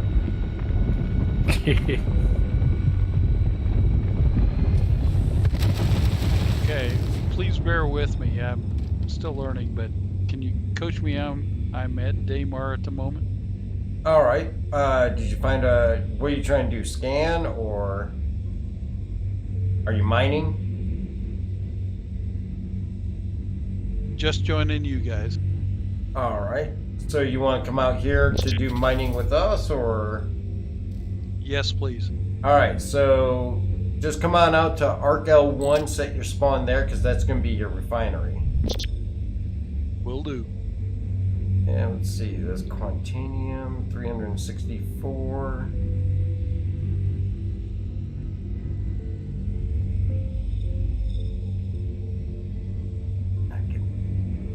That. Oh, we just 30K. 30K. Yeah, that's why it wasn't giving me any totals. Bill, Gary. That's why. Oh, go ahead. I was gonna say that's why I was falling into the planet and couldn't do anything with my ship. Yep. Alright, bad token. Close Cool, launcher. we're in this together.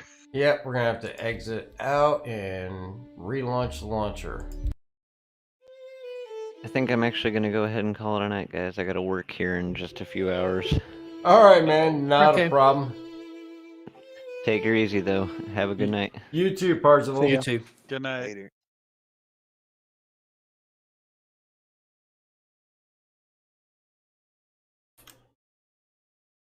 The joy of retirement and an understanding wife.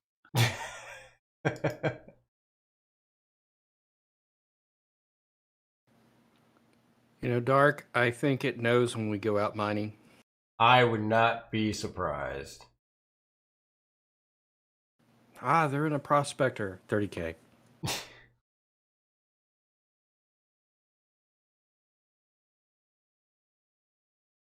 Captain, thank you very much for the follow, and Drake Enterprise, thank you also. Greatly appreciate it, and welcome to you guys. Alright, I'm in menus ready to rock. Same here. Menu. I am as well. Kind of wonder if their Ninetale stuff is breaking the server. I mean, it definitely anything they add to the server always has that potential, and definitely with new events like that, it's very likely. And that's what we have the PTU for, you know, to catch these things. Orly, welcome to the YouTube chat. Hello, how are you doing? Great to see you. All right, so let's see. Parzival was calling a night, so I will exit him out of.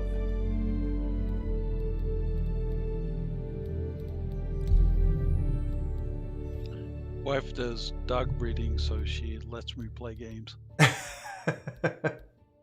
Hey, everybody's got to have a hobby.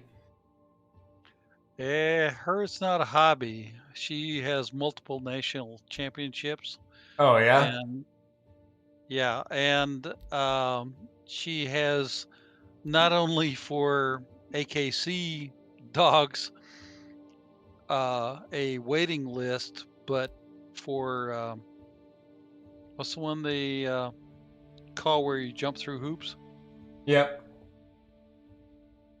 Yeah, she's known nationally for the best structure on her dogs. Ah. Nice. Everybody ready to launch? Good to go. Yes. Buck, you good? Yep, take it away. All right, here we go. And I'm going to go for the USA server again. Orly, Elite Dangerous player. I'm planning to try Star Citizen, hoping my new SSD can help handle the game.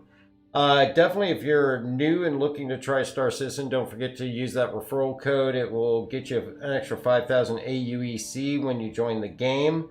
Also, welcome from Elite Dangerous. I have heard of some of the concerns with that one, and definitely more than welcome to welcome you, or more than happy to welcome you to Star Citizen. SSD is definitely what you want to run on, whether you're doing it on a 2.5 inch or a NVMe SSD. Definitely ideal for that. The game itself is definitely going to take up about 68 gigs of that space. Some other things that you definitely want to take a look at is making sure your RAM, your memory on board. If you run AMD, your best option is 3200 speed. You want to try to have at least 16 gigs. You're definitely going to have a better experience if you have a little bit more, like 32 gigs, but 16 will run it. And right now, PTU, the public test universe, is open to everybody. And of course, live is always available as well too, though it is on the 313 where PTU is on 314. If you decide to get into the PTU, it does take an equal amount of space on that SSD to also install the public test universe. But definitely feel free, use the email darkhourexperience@gmail.com. If you have any questions, feel free to hit me up on the YouTube with any questions, or always feel free to join the org and contact me on Discord. And we're more than happy, anybody in the org, to answer any questions that you have or help you along with anything that you encounter. All right, let's see. I'm probably going to have to reclaim my prospector now. Most likely. Yes, I am. Because it's still out on Lyria. So we should just take them all? Oh. We can take them all if you want to take them all. Up to you. I don't have my mole outfitted out. If you got yours outfitted out, I'll join you on the mole. Nah, I don't have it outfitted. Okay.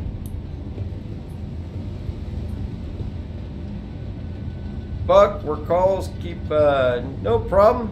You go right ahead and we'll catch up with you another time, Buck.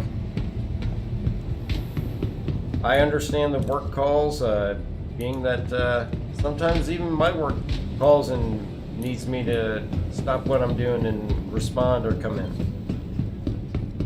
All right, so we got 9 minutes to kill, so we're going to check out Arcal 1. This is the Easy Hab here. This is where you spawn in. Hi. Let me know if I there's think anything they I can put an help you extra with. couch down here. It's always good to have an extra couch. Always. Is there a ship in Star Citizen that can launch a small fighter ship or a drone or something? Actually, there are ships currently that can launch a small fighter. You actually have several ships that can carry other ships inside them if you land them in it. 890 jump can land even a Saber, a Gladius, or other small fighters. It's probably got one of the larger hangars. A Care can carry a small snub fighter. The Constellation, Andromeda, Aquila, as well as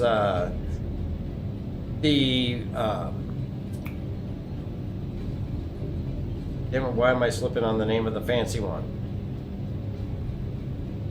Taurus? Connie Phoenix has a small snub fighter that is spawned in with it and can launch from the rear of the ship. And then there are ships that are still in concept that will actually be able to do the same. Your Mystic Endeavor has a hangar module you can attach that can outfit and land 2 ships the size of a Cuddy Black in it. You're also going to have repair ships that will be able to carry ships like the Crucible. Nautilus is going to have drones that will launch mines. Your Reclaimer has a drone area that can launch drones once they come in, as well as other ships as well, also that can do the same thing.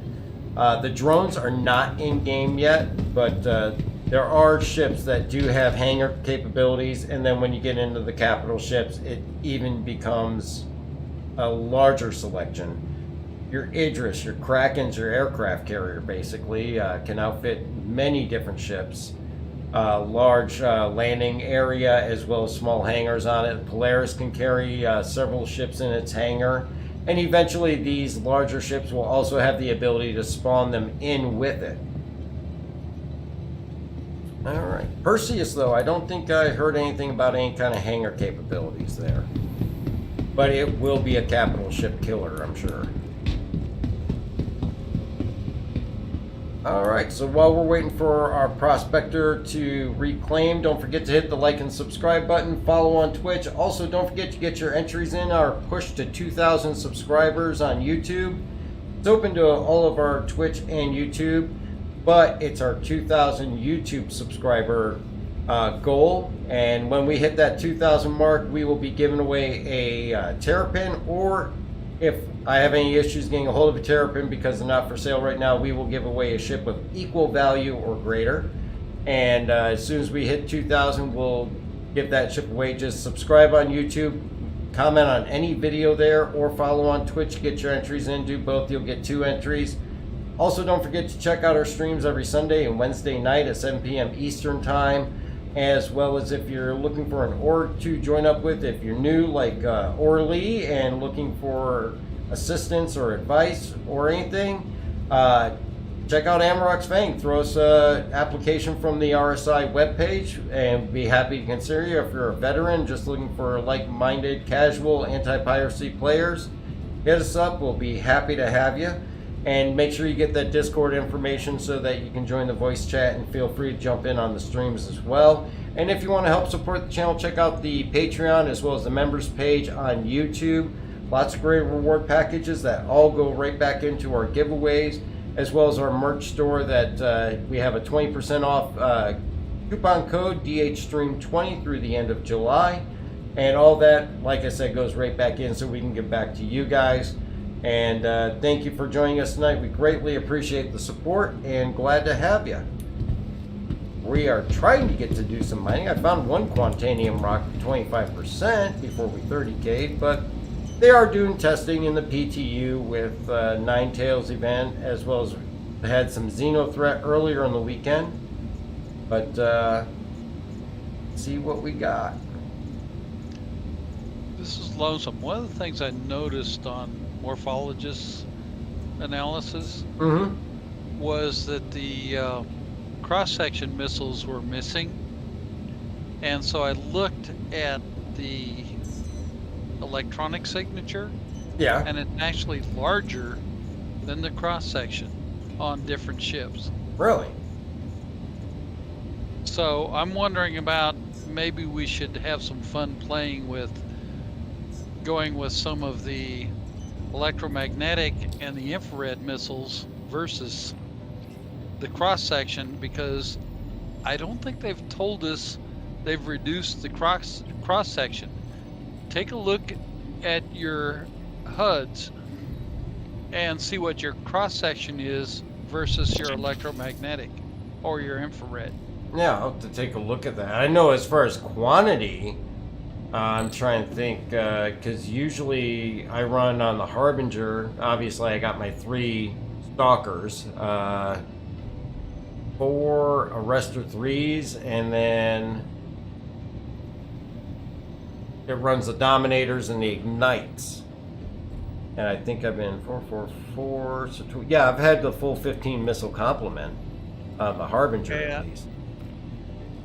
And that's the one I use the most. And I used to teach missile tracking. Mm-hmm. And so take a look at what your signature is. Oh, you're talking about the actual signature. Yeah, take a look at it on your HUD when you bring up your ship. I found that with the shields on, the electromagnetic is a large signature and your infrared is much bigger than your cross section. Because I saw Morph and his whole team miss at point blank range on the large vessels. Really? Take a look at Morphologist's Xenothreat.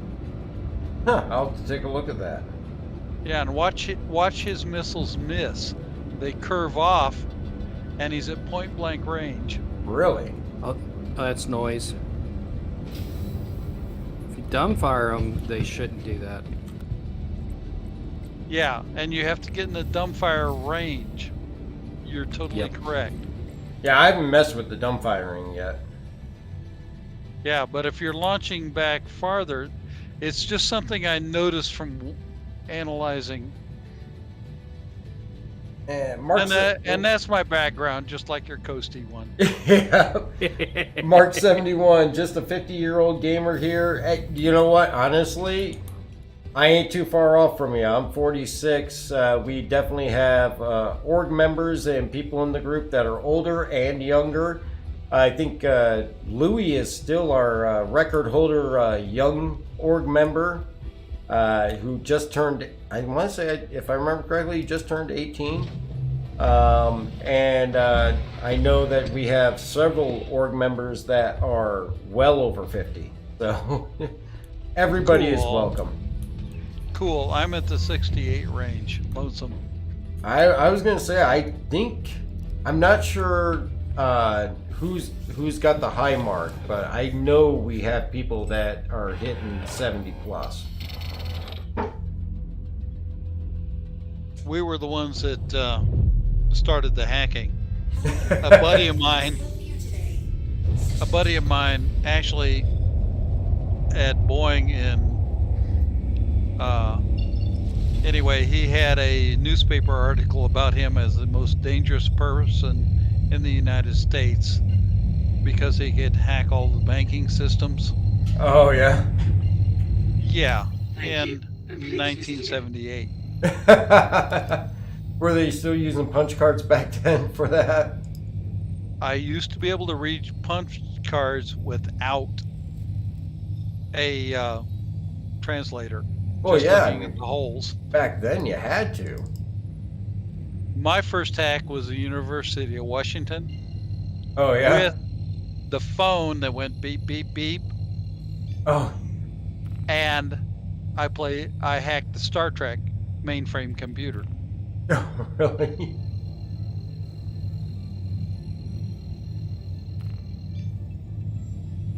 Yes. The other one, diploma-wise, I'm an NSA certified ethical hacker.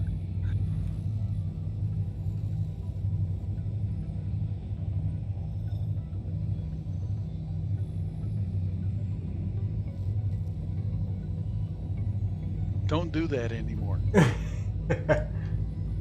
Oh, I would definitely say it's a different world even year to year when it comes to that kind of stuff. I mean, it changes so fast.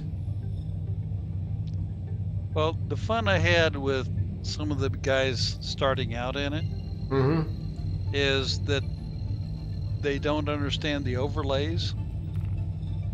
And if you knew binary, hexadecimal, and that bit, you could beat them at their own game. Oh, yeah. We had a lot of competitions. I mean, the people that are hardcore involved with that, I mean, the learning curve of having to just continually stay on top of it. I don't have the patience to do it myself. But that is one job area that anybody in IT, IS, or anything like that is never going to be without a job, is that whole security aspect. No, I haven't worked in 5 years, and I have at least 4 job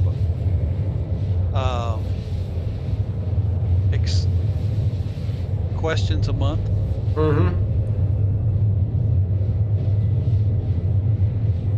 I mean, I definitely have job security and hardware breakdowns and break fix and all that stuff. But the other side is definitely there will never be a lack of need for security people. Agreed. Evan responding, talking about Mark 71 saying just a 50-year-old gamer. Evan is 51. You're never too old to game. Yeah, I mean, everybody needs to relax and have a good time and have an outlet to get rid of the stress of the day. And it doesn't, not saying it has to be Star Citizen, but everybody needs that one outlet, whether it be working on a car, doing a video game, painting, making music, or just, vegging out in front of a good movie, or even making their own videos. Well, wife loves it because it keeps my brain active, and the mathematics and the variations between the ships, things like that, she gets a good laugh out of, because I'm that kind of weirdo. See, for me, it's I grew up in the age of Atari and Pong and all the way through Nintendo, and we were talking on the last stream, we survived the ET Atari ET game, and I've always been a fan of space sims. So I mean, space sims have always been my one go-to, from X-Wing versus TIE Fighter and the original X-Wing game in the arcades. So I mean, this is just right up my alley, and this just hits like all the points with how it's done well. TV has just about everybody you meet, age-wise.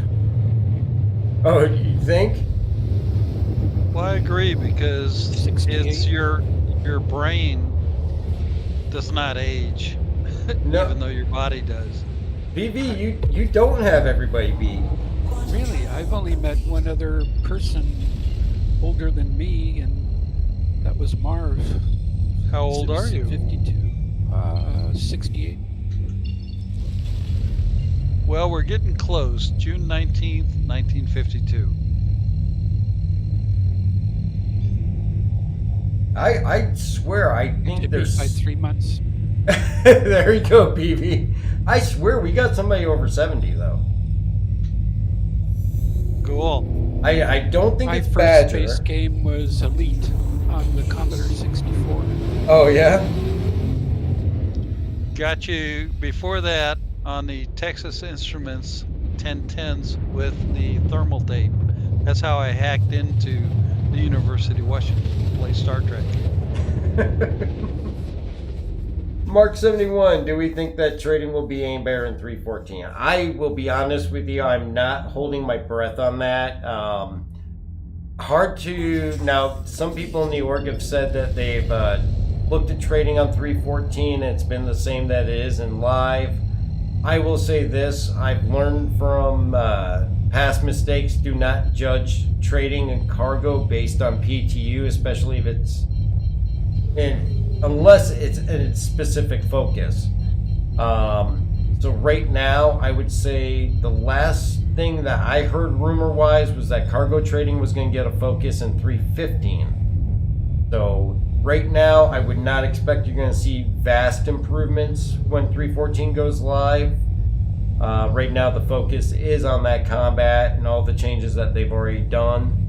So we'll probably have to wait till at least 315 before we see a significant improvement on the trading and cargo running aspect of things. This is lonesome. I sure hope so, because trading, I think, is the fun one for me. I really enjoy trading. It's kind of like mining, and I always use the you know, the comparison that's like fishing. You know, you just go out, you crack a beer, you can solo it, you can do mining, you can do cargo trading, unwind after a day, and just take it easy. And that's the appeal of it, I think. Yeah, there's a romanticism in going out into the halo with the prospector, and it's just that little thin junkyard skin between you and vacuum. Yep, or you're just, you know, running a caterpillar load from one planet to another to make a little profit. And it's just quiet. You can throw some tunes on and all that, and don't do what I just did and forget to turn off your cruise control as you approach the surface of Leaderia.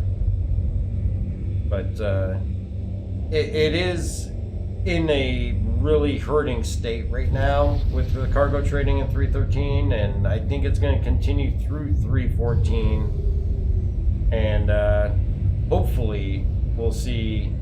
I mean, because you figure they brought in the Connie Taurus, they've got the C2 now, they're bringing in the Gaddick Raylan eventually, and it needs some help. It really does. My theory is they're not going to touch it until quantum is injected. You think? Yeah.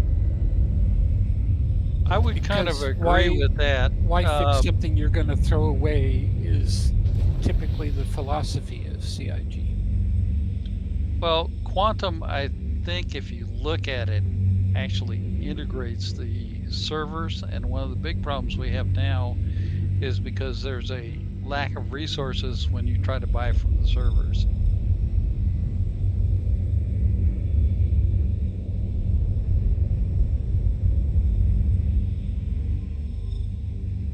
I mean, it'll be interesting to see what they do with it. I mean, I don't think there's anybody out there that can say that it's not in a bad spot right now, though. Of course, it could be the older of us like the trading, the younger of us like the combat. Yeah, I mean, I like the combat too, and it's nice to have a variety of different things. Well, I think that's why I like the multi-cruise ships, is because I think the trading and the worry about being attacked, but if you've got the gunners. Yeah. Evan, feed frame rate is a little blah. Yeah, right now it is since the 3070 crash. I think OBS is having a little bit of an issue since I did a hot swap with putting the 3060 Ti in there. So I'm going to have to do a little work on getting the 3060 permanently set in there for right now. Because it's also, OBS is not picking up my game capture. So I think because we only got about 30 minutes left on the stream here, we should see an improvement on the next stream here once I actually go through and do everything to properly set up the 3060 Ti. But yeah, 3070 is still having some issues that are known with the 3070s, and going to be working on that before our next stream to get that resolved. I will say, after PV's recommendation of updating the virtual memory to 49152 on the last time I was on, that actually did help. But then GeForce Experience upped my game ready drivers to the most recent ones, which are known to have issues. And I had actually backed it down to the 466 driver, which was known to be more stable. And I did PV's recommendation with the virtual memory, and it ran, what, we were on for another couple hours that night, weren't we, PV? And I did, oh, he's actually muted and deafened right now. And I didn't actually, after he made that recommendation, I made it, actually didn't have any issues for a couple more hours, so I think I forgot to turn off automatic update.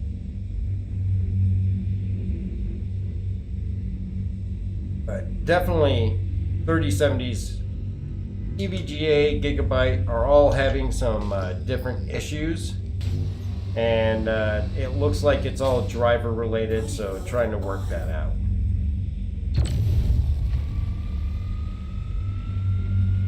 let's turn off the headlight here.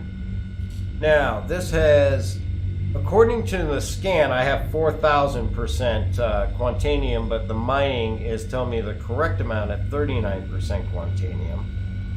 So we're gonna try to see what we can do with breaking this thing down. I just ran into bad token. I'll recycle. Oh yeah, you gotta close the launcher and everything.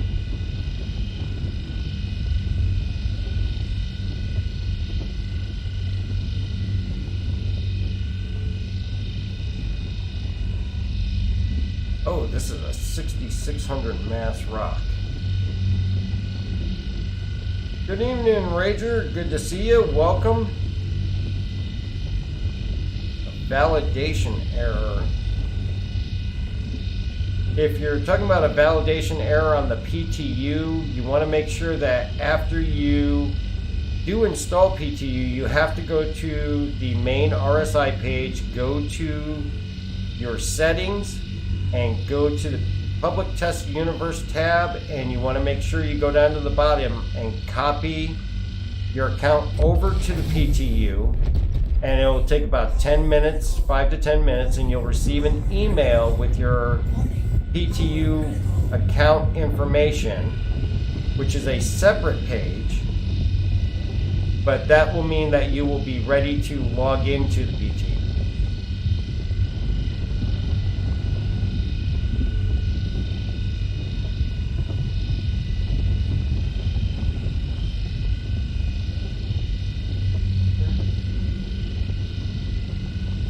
Usually that's what causes the validation error, is that you don't that you didn't copy your account over to the PTU. On the RSI site, cancel monthly sub portion. I've never ran into a validation error on the regular RSI site unless I've changed my password or something.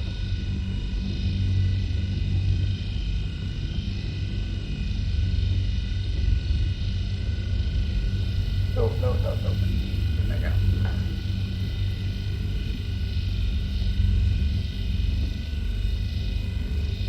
Is it me or is the range decrease on the laser? I don't think it has. I'm going by the gauge where it says satisfactory or optimal.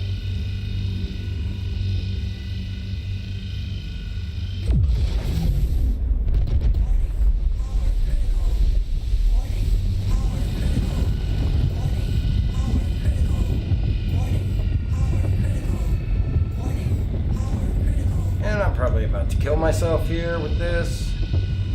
I'm not outfitted for a rock this big.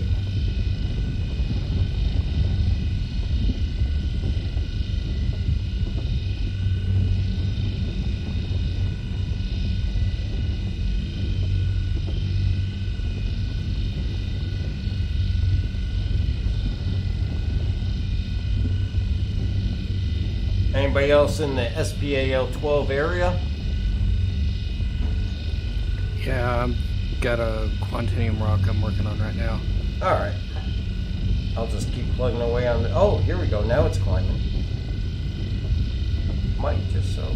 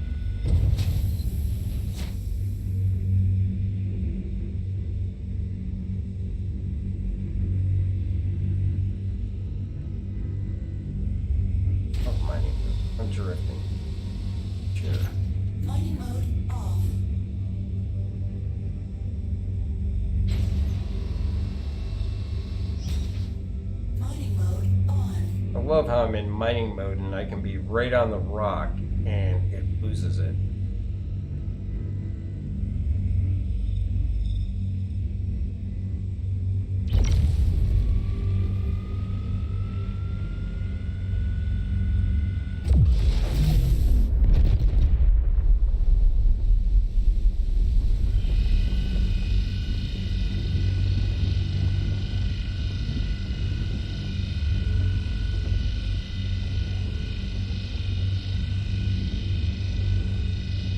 Are you having any of those issues where you're right dead center in the rock and it just seems to like lose it completely as if you drifted off the rock? Yep. Okay, so I'm not going crazy. Mark 71, how do you like the new ship HUD? I love the new ship HUD. You know, with all the information that it gives you in combat and everything, I think it's actually excellent, and I'm about to die, and I'm dead. And I crashed myself to the desktop by killing myself. Wow, that was bright. That was bad. What not to do when you're mining. But yeah, the new HUD I think is extremely well laid out. Scanning mode, you got an altimeter now. You still can adjust your ship speed, as some of the guys had pointed out when we were coming into Lyria, but having that altimeter in scanning mode is a huge help. When in combat, you've got your ammo counts right there on the right-hand side. So your ammo has diminished in quantity, even with energy weapons. It's not an infinite amount or, you know, an overheating issue now. You have to mess with the capacitors or give your energy weapons a chance to recoup. The layout itself is extremely good. The biggest thing I had a hard time that I'm still trying to get used to is your speed indicator is always lit up red and blue based on, you know, your ideal spot, and then there's a small little arrow that will move to indicate what your current speed is. That is still taking me a little time to get used to. And then of course you got your afterburner boost changes now, which are takes a little getting used to, but actually I find that it gives you more time to give yourself that thrust, and also it's not a matter of overheating anymore, and it definitely does give you a little more flexibility there. Rager, that was escalated quickly. Yes, that did escalate quickly. I overdid it. That's my own fault.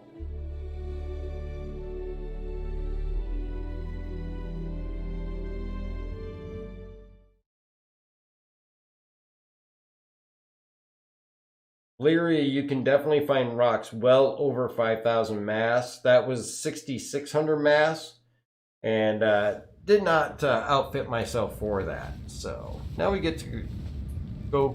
Oh, and here we go. Because I crashed the desktop, I'm now part of the floor. I can turn my flashlight on though. Woohoo! Here it is. Going.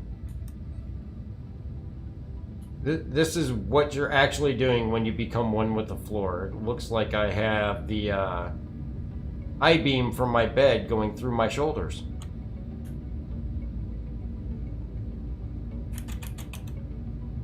And usually the only fix is to exit to menu and come back in.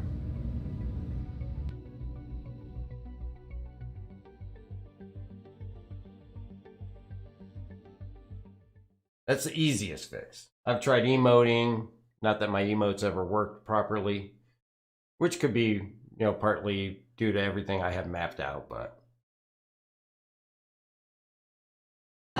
All right, so let's go back in, if it'll allow us. Hey, you guys only have 47 out of 50 on there.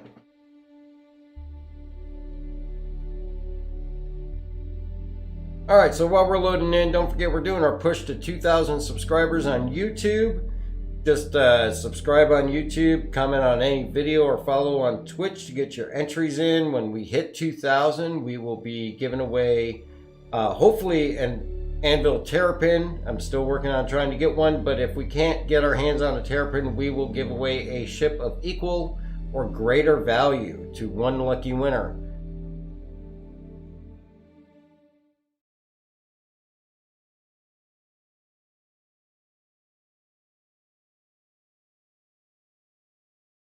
No 3009. No 3009.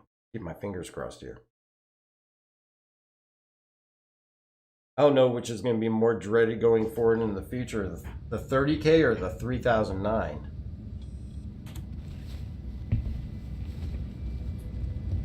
$3,009 has been killing me. Yeah, I mean, all it does is put you right back at the menu. Mark 71, can you make good money with a prospector? In 313, yes, you can. And in 314, you should be able to follow that and continue to do so, utilizing the refineries and all that.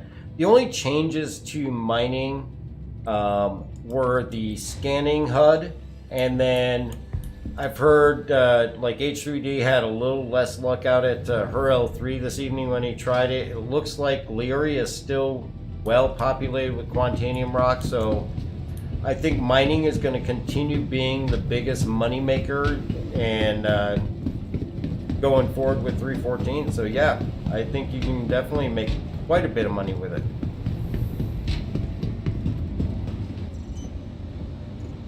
I mean, generally in 313.1 right now with mining, if I go out to Lyria or HRL3, I get 3 or 4 good Quantanium rocks and I refine them using the dink solvenation method. Have a transport ship, you know, like the Cuddy or C2 or even the Caterpillar or a Freelancer Max. Been able to go sell that stuff for, you know, easily, you know, $1 million profit.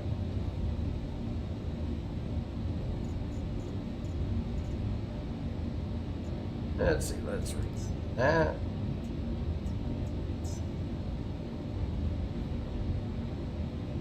Okay, so while that's reclaim A3D, you're down on Leary, aren't you?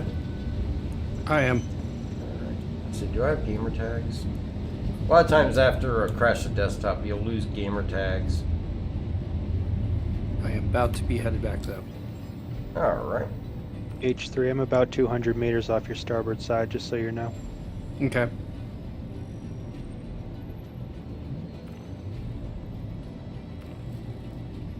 Yeah, we have lost gamer tags, so that's okay. We got about 20 minutes left here, so not gonna go through the process of the prospector, get down there and all that. But what I am gonna do. Alright, I'm is- headed back to Arkel 1. Gravity, where are you at? I'm next to H3D on Lyria, Alright. kind of running defense. Ah, oh, you're running protection for him. Yep. Alright, let's get rid of the in-game chat here. Let's see what ships we got here. Oh, I got a couple of Gladius, pirate Gladiuses, so definitely a duplication issue there. Oh, why can't they put a docking collar on the Reclaimer? Yeah, still too big to pull out a look range station.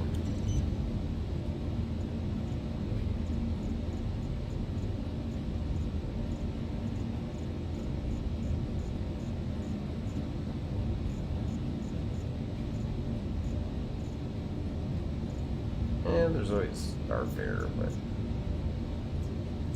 you know what? Let's go do some, see if we can do some scouting for these guys down on Leary in the 890 jump. Mark, I do have a Cuddy. Cuddy is a great transport ship. You can move up to, what is it, 42 SEU? In a customless black, at least.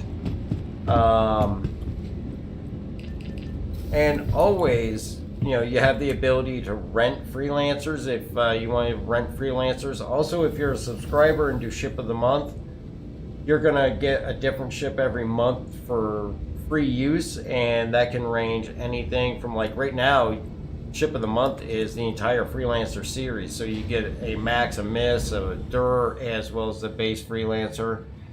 Other months we've gotten Carracks, we've gotten MSRs. MSR is a great hauler if you have one. And you always have the ability to rent them as well for even a single day, just to move your stuff and give it back the next day. And it's well worth the cost if you're doing a Quantanium run. So we're going to go over here, we're going to jump in the 890, and we're going to take that down and do some scouting for some rocks for H3D for him. And Gravity Cat's got his security. Lonesome, were you able to get back in? Yes, on my way to you.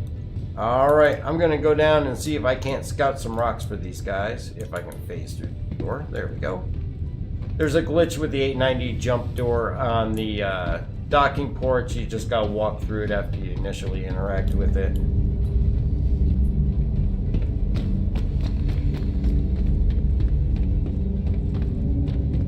BV, I was giving you credit on that virtual memory recommendation you made for me. Oh, it worked?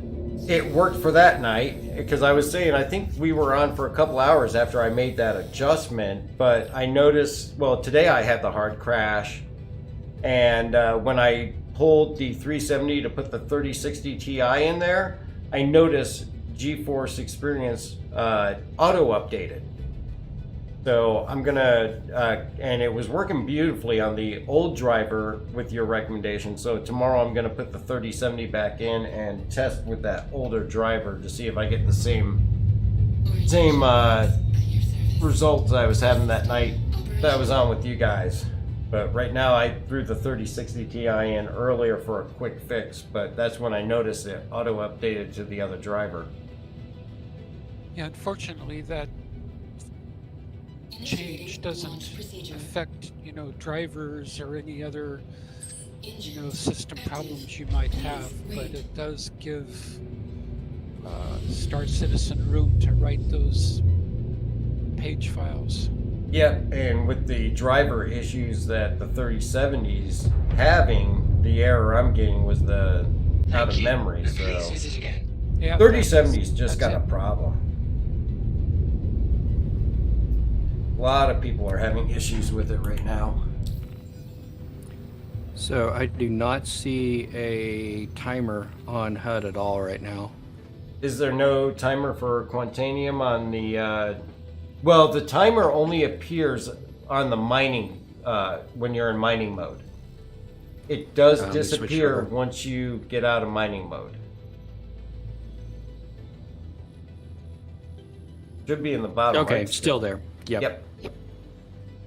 That was the one thing with the timer that I never did like, was that they make it go away as soon as you leave mining mode. Yeah, it would be nice if it would show up on the main HUD. It would be. Alright. So we're going to exercise a little overkill here and go do some scouting for H3D.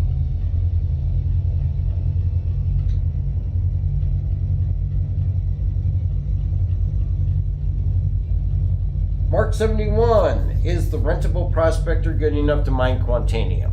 To be honest with you, no, because technically, as of right now, you cannot change the renting prospector's mining heads. You get the standard Arbor mining head with one sub-slot for your consumables.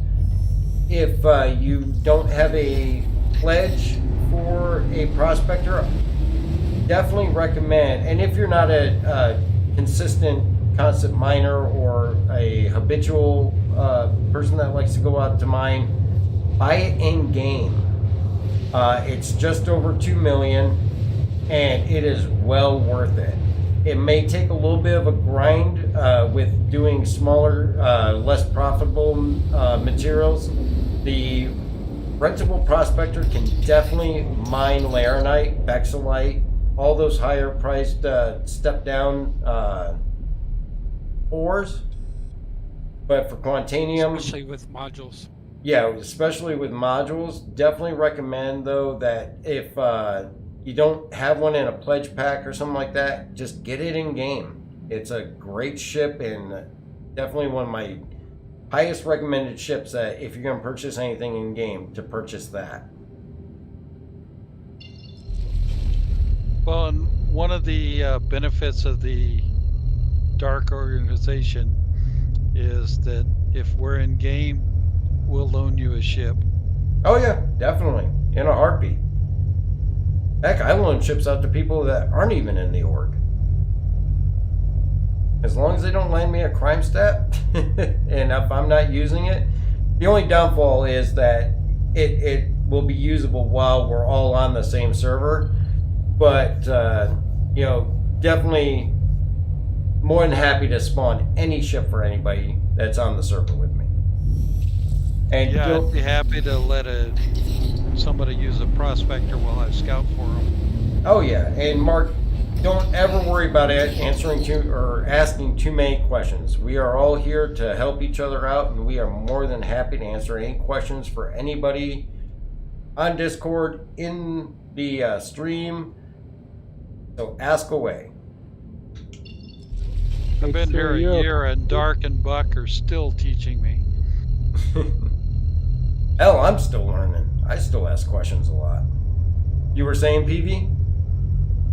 No, I wasn't. Oh, I thought you were saying something. Was that Gravity Cat? I asked H3 if he was okay because I'm watching him jump back and forth like 5,000 kilometers like every other second. Oh, it does that when you get out of your ship. Yeah. Ah, okay. Oh, come on, Quantum. Yeah, the targeting's going to be a pain on the mining for a while until they fix that. Yeah, I think it will definitely be. It just kept jumping in and out, just the slightest nudge, even though I was dead center. Mm-hmm. Extraction's just as painful. Oh, is it really? Yep. Alright, well, I'm going to go down to SPA 12 here, and I'll see if I can find you guys some rocks. And that way, if you blow them up, I can't be blamed. I'm just bringing the fancy ship to do some scouting. Yeah, it's going to be interesting to see how well you can scout. Hey, it's got the same scanning and all that, and all I gotta do is get on a rock and find one and then park it and shut it down, and you guys can find me to find it. I mean, granted, it's gonna go through, you know, a shit ton of hydrogen fuel, but if I park and shut the engines down, it shouldn't be a problem.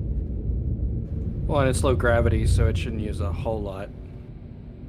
It's an 890 jump. It's gonna use a whole lot. Well, relatively speaking. Oh yeah, right now I won't even spawn this thing at Orison until they fix that altitude issue. You have different relatives than mine.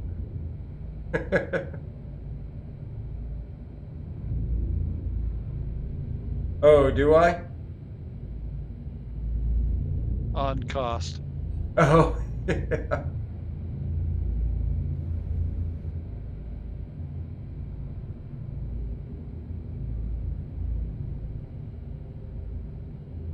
Okay. So, note to self, don't lower the limiter until you get down close. I hear a ship nearby. Oh, it's Gravity Cat. He's Cool already down here. on the mole. Takes a long time.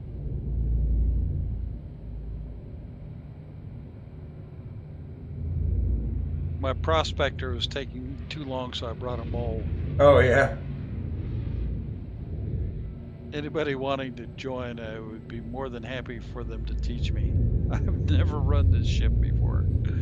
Last was Dark a few months ago, and I ran a laser. Yeah, I mean, if you're piloting, then all you gotta do is really worry about the flying. It's just positioning is the toughest thing when you got 3 turrets going.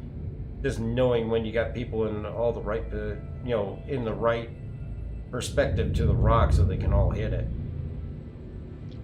I have no people, and the last time I was on this ship piloting it for you, I crashed it. LOL.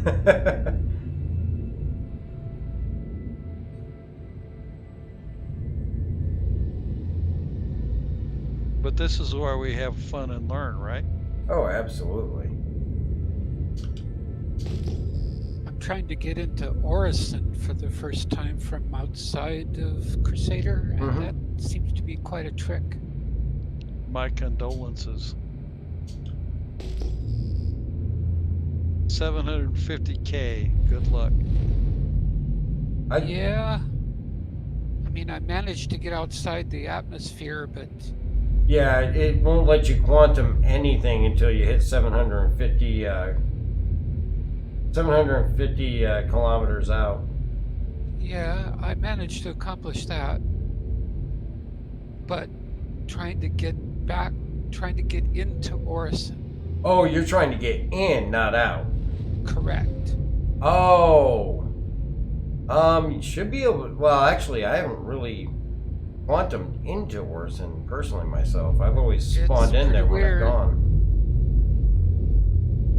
So I was outside the 750, and I targeted Orison visually, locked onto it, started quantum drive, and it turned me away from Orison and has been in the orbital quantum mode now for about 2 minutes. Really? Well, I've been hearing about it's been diverting from some of the local systems. You can't land on them. I wonder if that's interfering. H3D, I got a 7800 mass rock, though I can't tell you how much quantanium because it's telling me it's a 1336%. Yeah, I don't think I'm geared for a rock that size. Alright, I'll move on to the next one. And as you guys might recall, once you're in orbital quantum, you can't turn it off until you get to your destination. If you hit U on your keyboard, you should be able to. Should shut everything down. Nope. Can you power off your ship? Well, that's what U does. Yep. Yep, it's still in quantum, blazing away in an unknown direction. What about getting out of the pilot seat? That's never stopped quantum before. No, but do the U shut everything down, get out of the pilot seat, and get back in.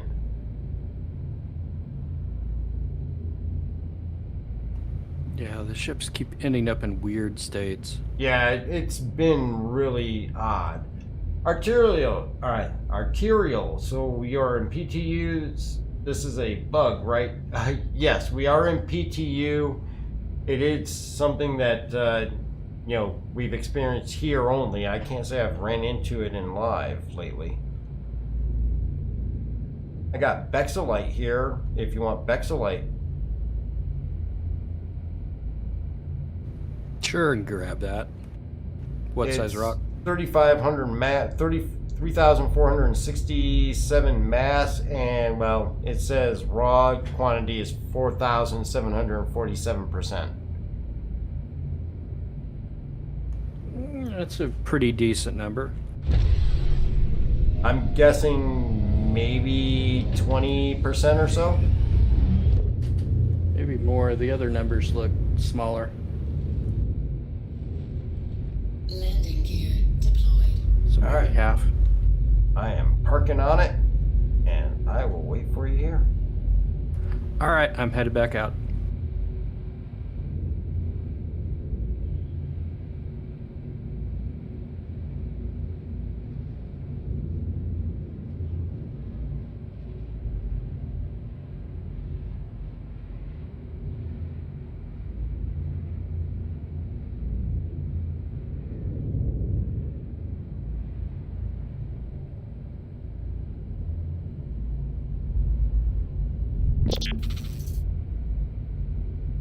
Mark, thank you very much for the subscribe. Greatly appreciate that.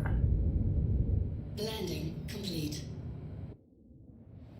Alright, the nose of the 890 is looking right at it, shutting engines down. I got it lit up like a Christmas tree for you. Think of me as like a high-end, like pointer, the hunting dogs. Yeah, there you go.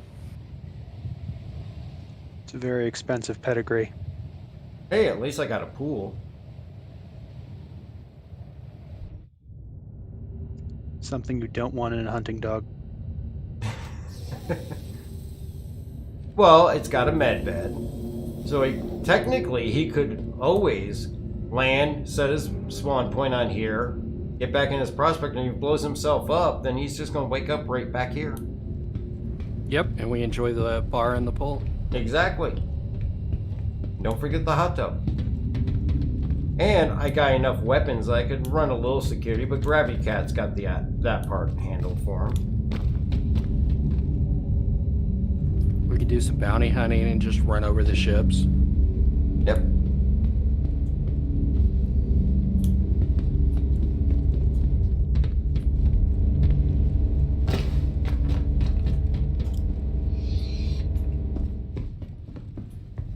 Although I will say the 890 jump is not a friend to my frame rate when coming down from the bridge. Yeah, I wonder if that's at full screen capture kind of messing with stuff. Well, I mean for the stream. On my game, playing the game, it's fine, but the stream is suffering. There's 2 rocks over by me that have Quantanium in them too. Oh, there we go.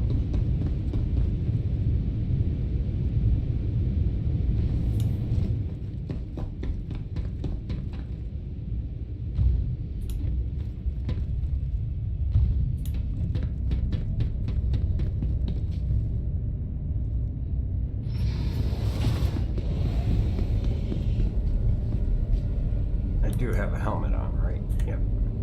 I don't have Badger here today to remind me to put my helmet on. Hey, Dark. Yeah. Put your helmet on. I haven't talked to Badger in a while. I hope he's doing well.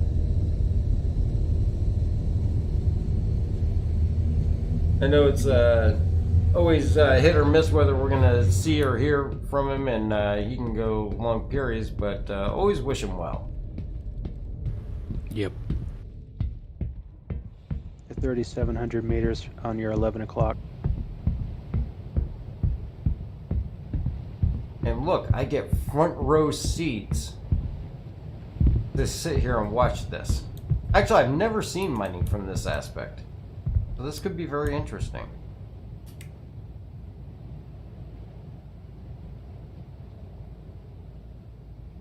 This is Lonesome. Tried to quantum on your site. Yep. And it ran me in 180 degrees in the opposite direction. Yeah, quantuming on person on surface is a little iffy. If it gets you there at all, most of the time it just flies you through the planet and kills you. Your best bet is to pick a point close by them and then fly out manually to them once you get quantum in on the known location. Well, did that, and I'm 2 MK from you, but that's where I'm having fun at, but I'll keep learning. Not a problem. I'm going to do what you suggested, Dark, and I'm going to land real quick and visit the med bay. Okay, yeah, not a problem. Actually, you should be able to just call or actually just land on the hangar deck. Yep, that's where I'm headed. I'm down here at the very tip of the nose, so hangar deck is clear, and you should have, since you're in party, you should have ability to either walk down and walk in the back entrance, or I think the prospector's small enough it might be able to go down with the hangar. Yeah, it should fit. I think we could probably fit 2 prospectors in there. Yeah, I know we can get Sabers and Gladius together in there, so prospector should be fine. And who knows, maybe we'll catch a sunset. There we go. Or a sunrise. There we go. I think it's... Well, yeah. I don't... Actually, I can just come up here and watch you come down. Oh, did you... Okay, no, it's still there. My hangar deck is like all black right now, so I wanted to make sure it was still there for you.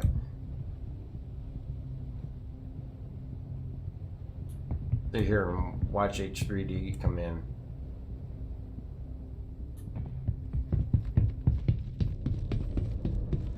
And hopefully the cat doesn't kill us all. Yeah, really. She's getting awful close to some buttons.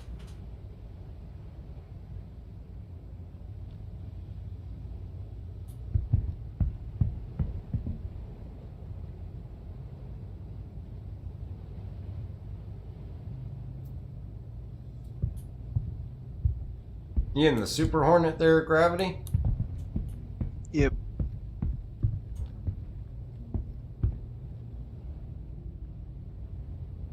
Ah, here comes our prospector.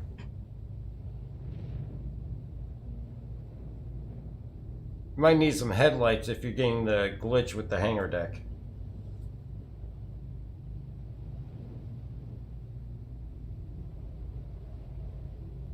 Are you not going to use VTOL? I'm so used to not using it. Yeah, your back end forward is a little bit.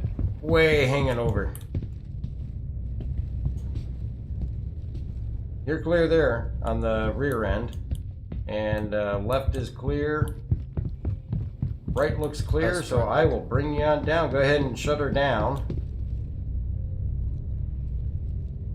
Shut down. Good to go. Going down. This actually would be a killer screenshot too.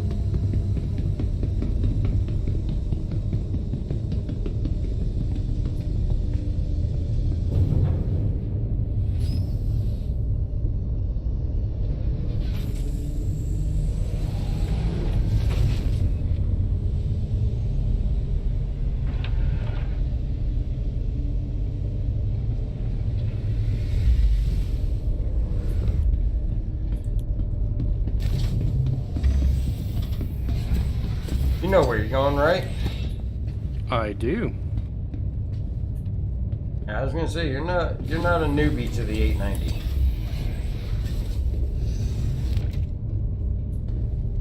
Yeah, I'd say it fits in here pretty good. Yeah, it actually does. This might be a new well, as long as you're not doing Quantanium, you can take the time to land in here. Yep.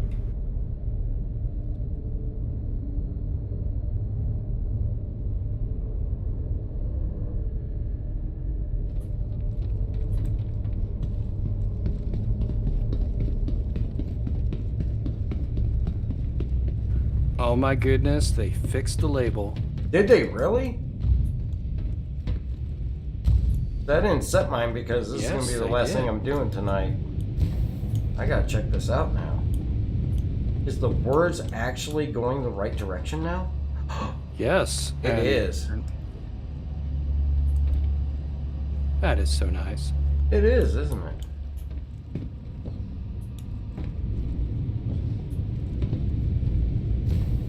One of those little things that people actually notice that they don't put into the patch notes.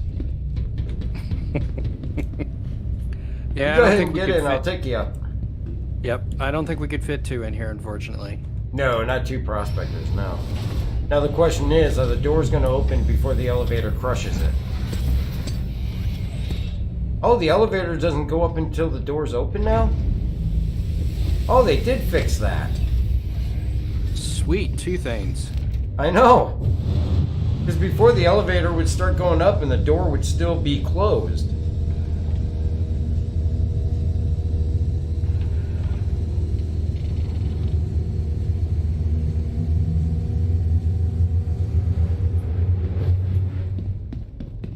You are clear for takeoff, and I'm going back to the nose so I can watch from up here. Arterial baby steps, guys, baby steps. Hey, those are some wonderful baby steps there. Fix the lettering on the med bed on the 890 and fix the hangar door. You are very correct in that, Arterial. Alright, H3, I'm here, but I'm going to mute myself for a second here, guys. Alright, so this is what we're going to do for our final thing. We're going to sit here and watch H3 break down this Bexalite rock in his prospector from the deck of the 890. See, Darko, yeah, little faith. I have faith. I do have faith in SC. Yeah, I'm not always happy with the decisions they make, but I do have faith. So, want to thank everybody for joining us this evening. Hope everybody's enjoyed themselves, even Tried with to the join few you, but glitches that we it's had. heading me back to Arc L1.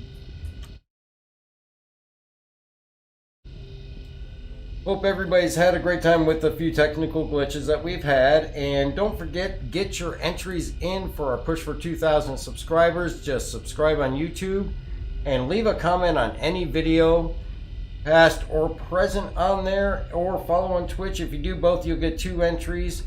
And don't forget to hit that like and subscribe button while you are there. And if you're looking for an org to join to learn new things, check out Amarok's Fang. We're happy to help all people learn different aspects of Star Citizen, or even have veteran players join in just for a good time. Very anti-piracy, and if you want to help support the channel, don't forget to check out the Patreon, the members page on YouTube, as well as our merch store. We appreciate all the support. And I want to thank everybody for joining us, and check us out every Wednesday and Sunday at 7 p.m. Eastern Time. And thanks again for stopping in this evening. And